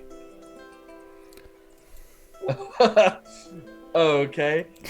You kind of look over and you see the young man going through helping out in the stables with the older gentleman you guys met a couple nights ago. You call out to him and he just kind of looks over and stares at you and kind of takes a couple steps back, but doesn't run away. Milton, listen. So, I left my robes in my friend's room, but it's locked, and they just went out to get some stuff. Do you think you can open the door for me? As you say that, he goes, "My name's Brennan." That's what I said, Brennan. That's what I said. That's what I said. I'm sorry, sir, but I don't have any access to the keys. You'd have to speak to Mistress Henna for that. Well, how about this? How about you just go get the keys and then you open the door? I'm sorry, sir. I can't do that. You'll need to speak with Mistress Henna. So you work here, don't you? Why don't you just go out to get the effing keys?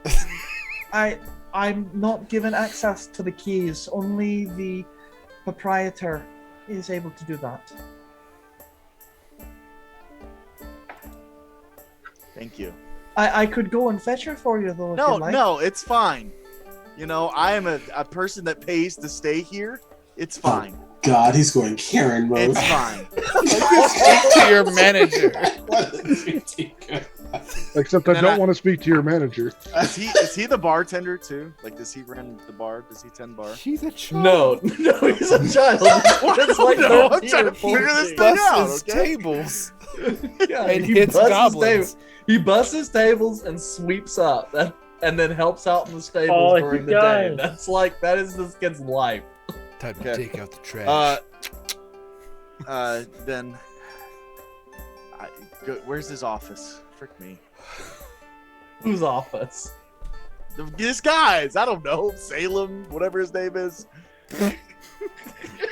It's all just Milton. His name is Brennan. Not the boy, the gate proprietor. Her name? That's It's Mr. her name. Tenna. You got a Tina. Salem. Yeah, she's the floozy that tends bar and tries to pick up any magical person who wanders in. And it's pretty and much sauced by 10 p.m. Oh, then that helps. Okay, and then I'll go up to the bar and I'll ring the little bell or whatever. Yeah, you ring the bell, and then the Henna, whom you're rather familiar with, is she was speaking with Ruin first night you guys were here. As she comes walking up, she's like, "Yeah, he's got a huge spell book, if you know what I mean." And turn back to her. Yes, can I help you, sir? Yeah. So listen, my friends are actually out getting ready for this soiree that we're having tonight. I don't know if you heard about it. My friend, he's getting some nice robes, and he left mine in his room, which I don't have the key to. So what I was wondering is if you could maybe help me out, and I could help you out with him. And she kind of looks and goes, "Oh, okay. If let's see." And he kind of looks and goes, "Which friend is it?" His name's Caleb. His name is Arthur. He goes, Forgot the name.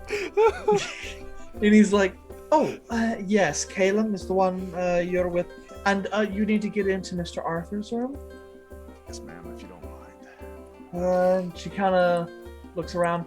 "I'm afraid Arthur isn't here. Oh, but his roommate, Mr. Volred, is. I'll ask him, and if he says it's okay, then we'll be good to go."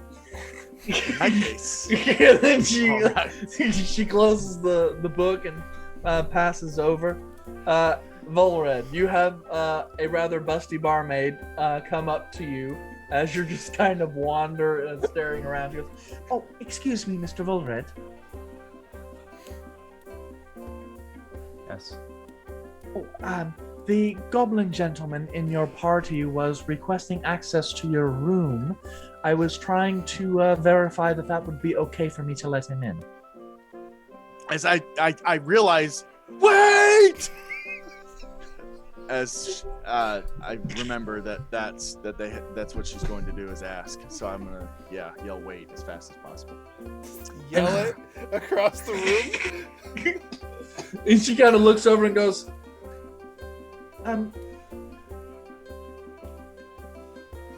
I walk I'm up. sorry, I walk sir. up behind her, and I go to gingerly touch her, and then I'm like, and I look and I see my nails are really long, and I'm like, listen, darling, I'll talk to you later. Don't worry about it. I'll talk to you myself. "Oh, well, Mr. Volred's right here. If he gives me permission to enter, that way we can grab your robe and everything will be good." If you get permission to listen, I know you and Kaylin might have a thing, but let's not talk that way, all right? And I scoot her to the behind the bar. It's better than theater. Yeah, you gotta like scoot her off, and she's like, "Okay. Just a reminder, your time here ends today, so if you're going to stay another night, I will expect payment here before too long." Oh, absolutely, yes, ma'am. You know you're right. And very well put off, and it's like, why don't they have him on a leash? And she kind of walks back. We're back. She already asked Volred anyway. Hey, wait. Hey, Volred, I was wanting to know, do you mind if I jump in your room real quick? I know it sounds really weird, but Arthur said that he'd let me have the robes because I don't have anything to wear tonight, and I was wanting to know if I could just jump in there real quick and grab them. Please. What do I get out of this? Love it. I will go over. And Oh, God. Are you sitting down or are you standing up? I don't love it anymore. Standing. Okay, I will get up on the chair Aggressively standing. and I will say, "Listen, Volred, I know you've got a weird thing about your mask, and everybody thinks you're a weirdo. So we're kind of alike, not like a lot alike, but like kind of alike. And so, like, I mean, literally, I'll do stuff, not weird stuff. I'm not. This is not like what I was doing with her was just a come on, not like a come on. Oh God, that's not what I meant. Like just we can hang out, and I'll show you how to I can tie a rope really well or something. I'll teach you about public school. I didn't go, but I maybe know stuff. And then I sit down. And if I'm not mistaken, I think Gander is present for this exchange too, sipping on tea. I didn't want him to see. Hey, Gander and Izal are both sitting down there because we're done. We got done a while ago. We're waiting. Yeah, Arthur and Caleb are the only people absent from this. Izal, did they spike the water? I don't know. I feel like I'm having the worst fever dream ever. I don't know if I should drink more or drink less, and I'm confused. This is pushing me to actually drink alcohol. I might stop. Gorbeck, why do you want these robes? So look nice. They don't fit. But I look nice. No. Why don't you ask Arthur? I did before he left. What did he say? He said, "Sure, just make sure Volred opens the door."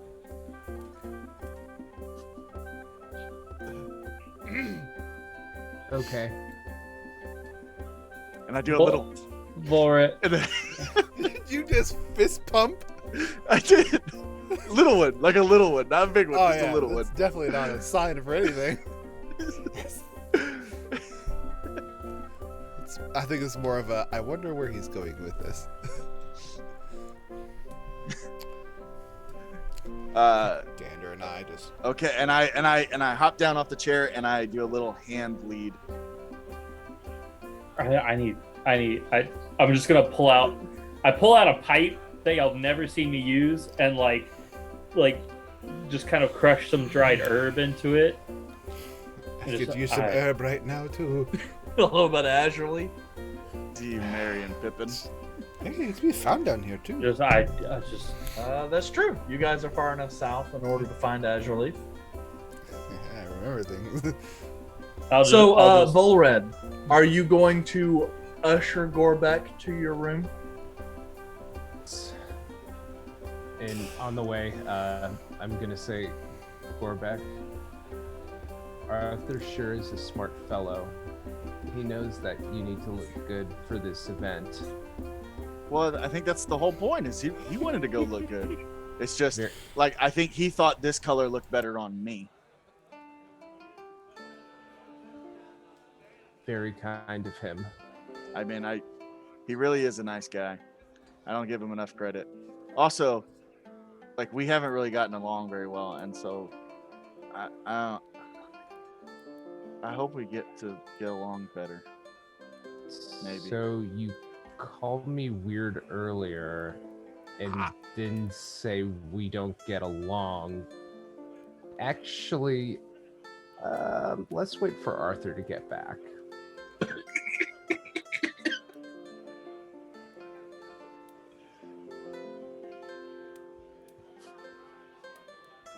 And over in the corner of the room, Gorbeck, you hear like this old dude who's just in for his lunch going, oh, he told you.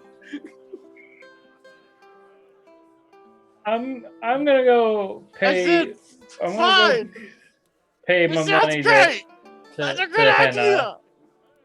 Volred's gonna go over to Gandor and say, "You talked about drinking. Would you like some cognac?" No. I am A-okay now. You see, my eyes are just a tiny bit bloodshot. I am much better now. Are you pulling into your special herbs there, Gander? It's the special herb. Oh, he's gonna be fun Okay. tonight. Volred, feeling like he still needs to offer someone alcohol, sees Brennan walk by and just immediately says, "Would you like some cognac?" Just some random dude walking by. No, No, the Brennan. boy. Oh, the boy? Yeah. The boy just kind of looks over. Okay. Hey, you guys watch it. Drinking age isn't a thing. It's a poison. No one else at the table. So you're gonna pass him over like a finger or something with cognac? Yeah. Okay. And he kind of like takes it and like tries to sip it a little bit. And it goes. Atta boy. And then like you just kind of watch as Henna just kind of appears out of nowhere, takes the glass from his hand, sets it down on the table, and then ushers him away from you guys. I do not condone or participate in any of these activities. Hey, look, that is some adult supervision.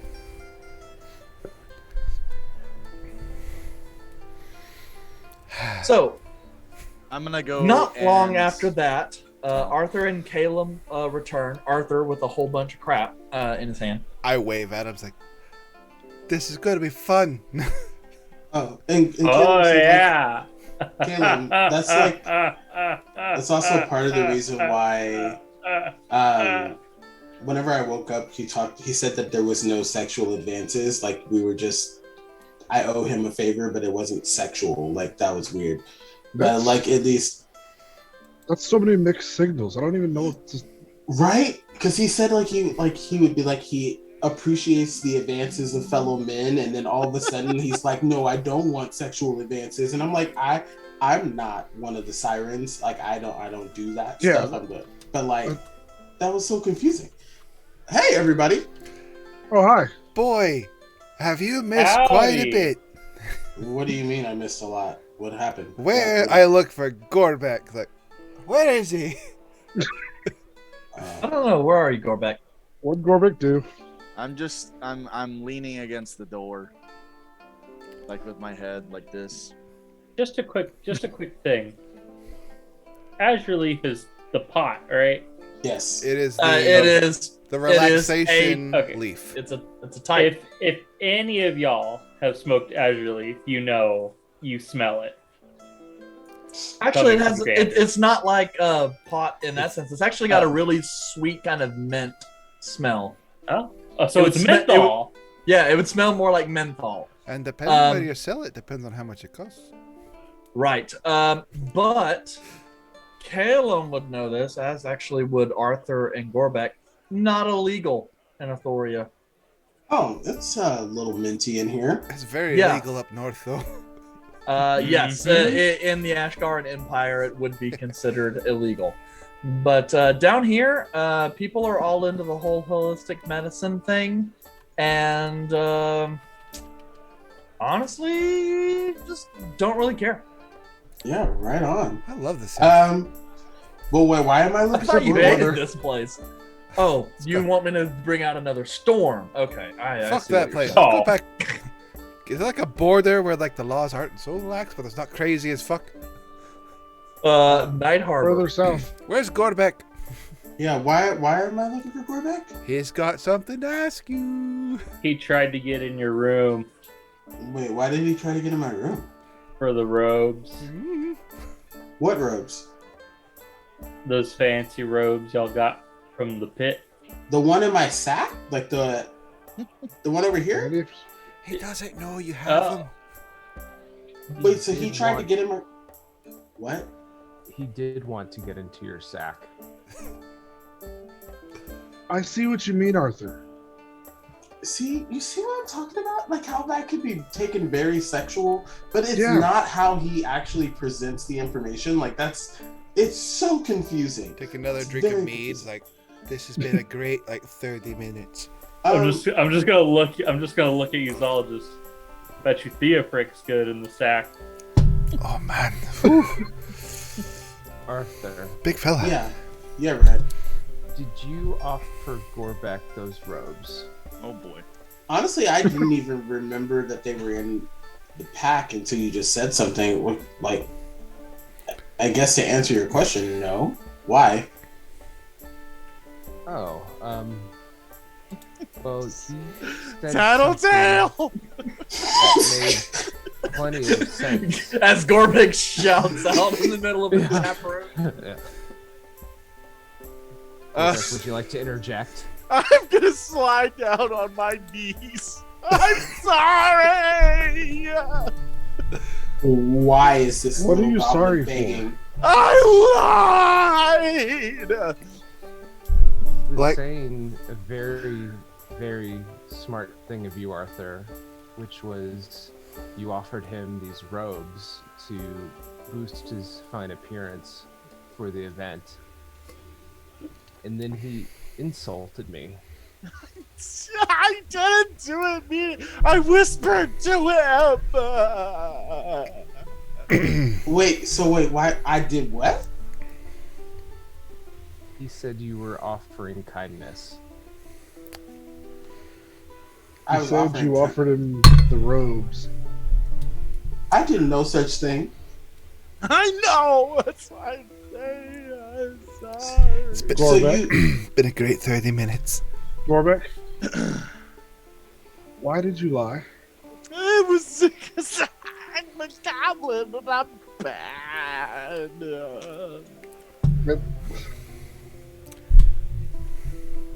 Why do you want the robes?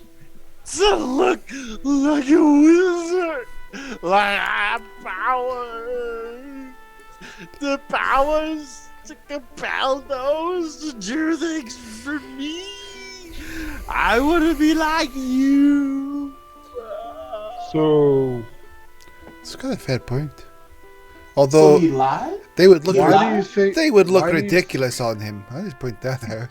why do you think wizard's robes will give you those powers? With the red and the gold, it would be so cool. Well, Can you, Caleb? yes. Can you ask him why he decided to lie? On me? Gorbeck? Because I'm manipulative and I'm a horrible. Wipe your nose, wipe your face, Yeah. take a deep breath. And everyone in this room is staring at this crying goblin. I just want it to fit in because I'm different and I don't know. So if you would have gotten into my room, what would you have done? I would have looked for the robes. And if you would have found the robes, what would you have done? I would have worn them. So you would have stole the robes from me? He would have been borrowing without asking. So stealing. Yeah. Cool.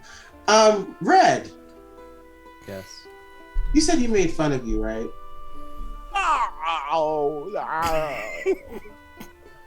He said I was weird.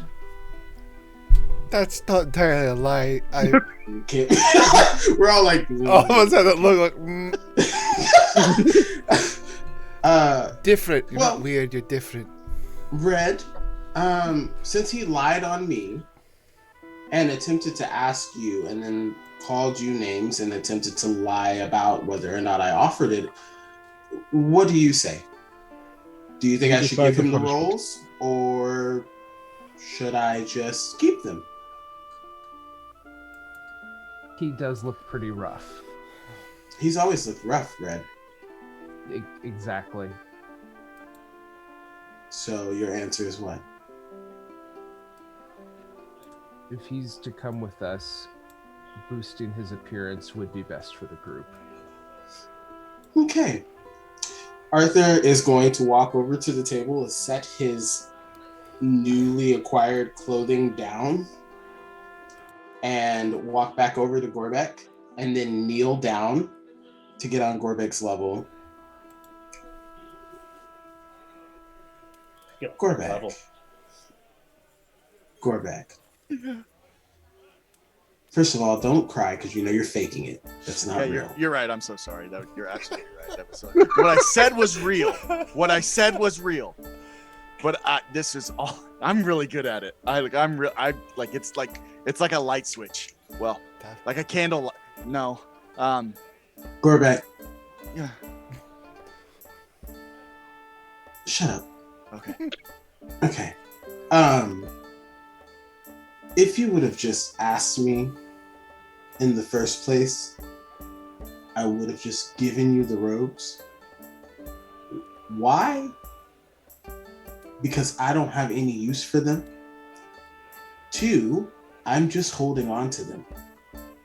3, I don't fucking care. But don't ever lie on me again. Matter of fact, let's avoid using my name for a little while. Just don't say it.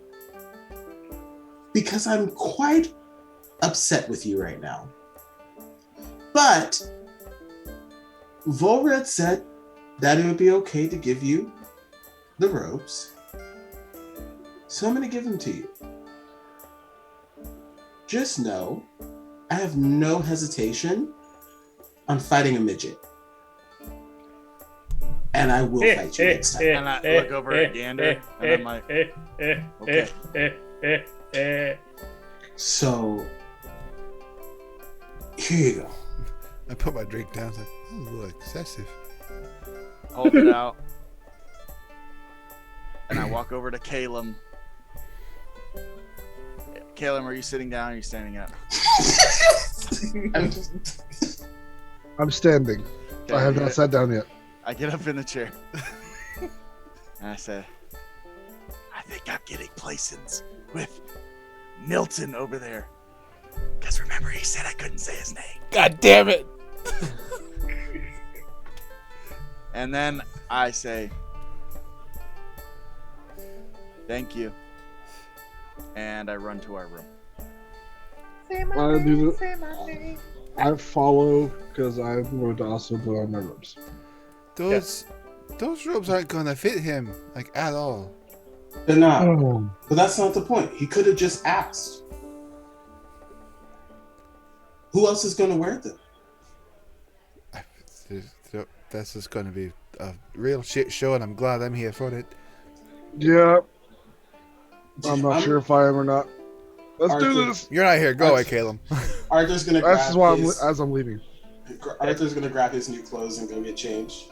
All right, so you guys go through that series.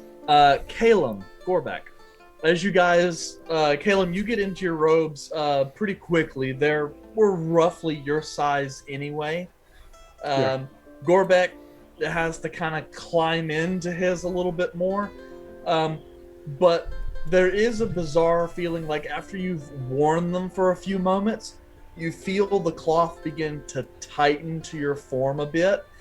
And as you kind of look down, you watch as the folds of cloth around Gorbak slowly start to cinch in and shrink until after a moment or two, the robes have resized themselves to Gorbak's form. And there he wears red and black robes of gold trim and a little hood in the back. Something like an invoker's robes. Wasn't that interesting?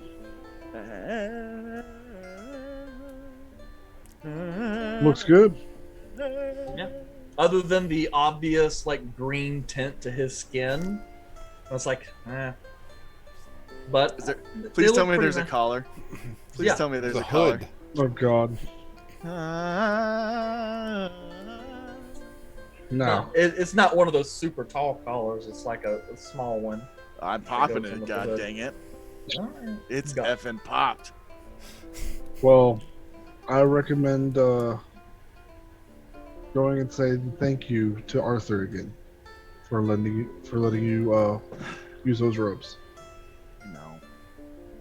Okay. I don't know why he's so mad at me. I mean, I guess I lied. And That's yeah, I the tried to problem. kill Mizak, and like I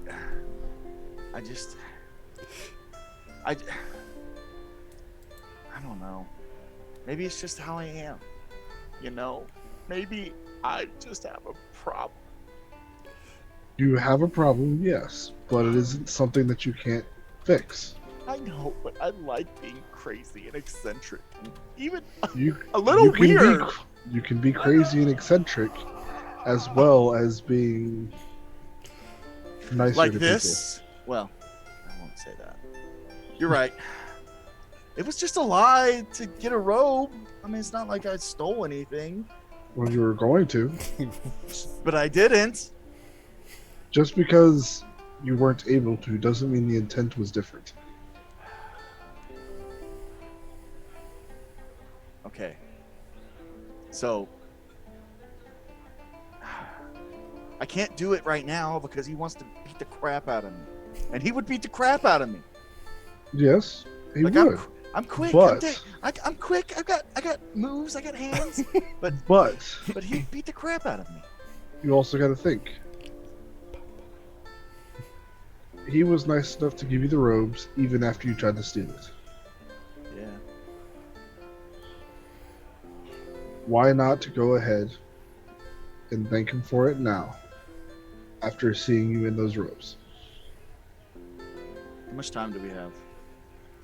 As soon as we go down, we're leaving. Think I got? Can you? Do you think you can What's write up? a letter for me? So that way I'm not like actually talking to him.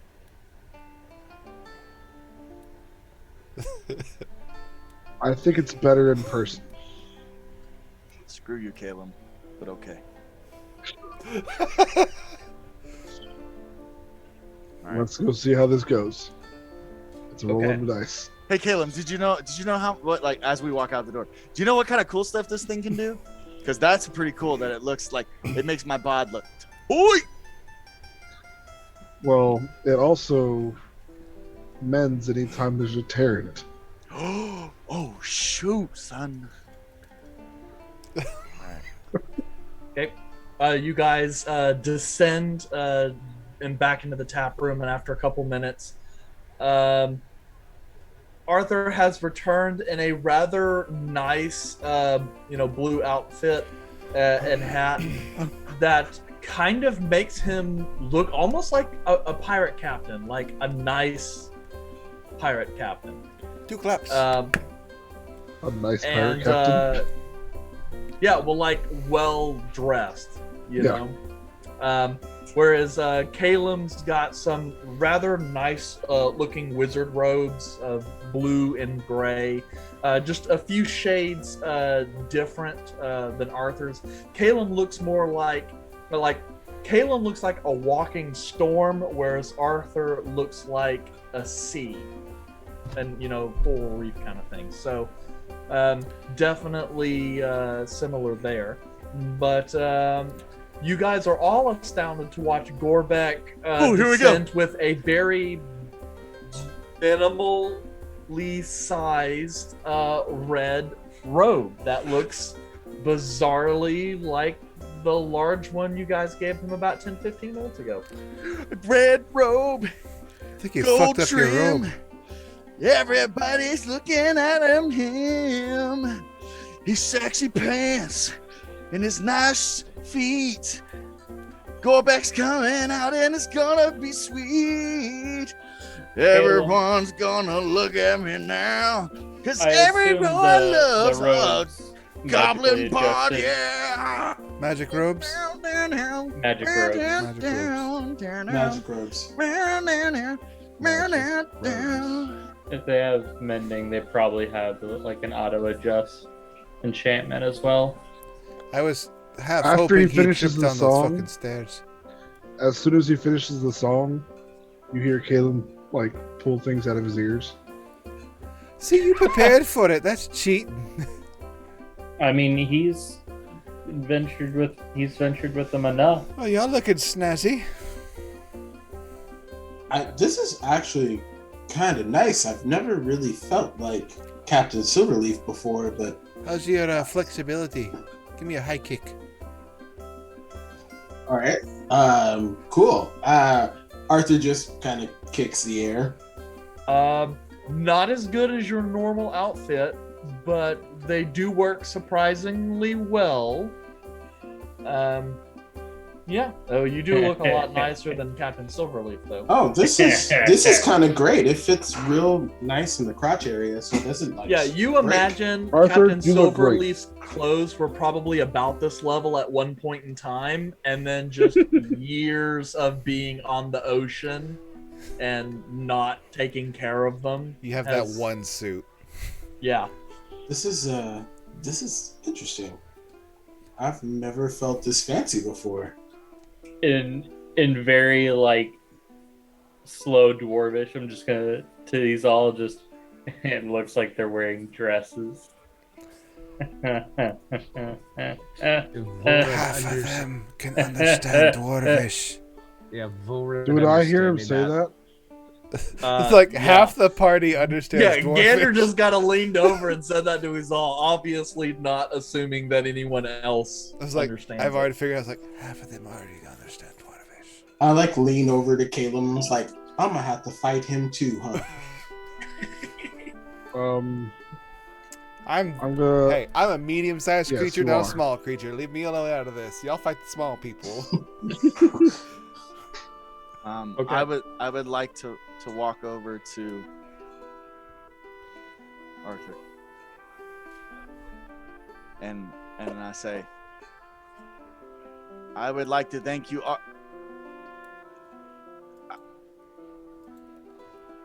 I would like to thank you for letting me borrow your robes, or the robes, whichever we are calling it.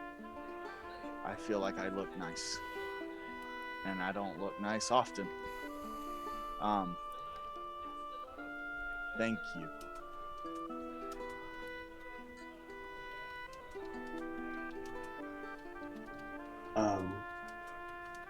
Don't do that. You're welcome. Technically, those robes were not mine to give, but I was holding on to them. Word to the wise, or you, don't try to steal stuff from people that you have to be around for longer than maybe 2 seconds. Because you might run into somebody who just likes to fight. I like to fight. But I figure we're going to be around each other a little bit longer, so I won't fight you now. You're welcome. And if you're going to lie, at least lie better. And not with my name. Don't lie on me. Lie on all of them. Don't lie on me. Don't lie on me. You can work that out with them. You're welcome. Keep the robes.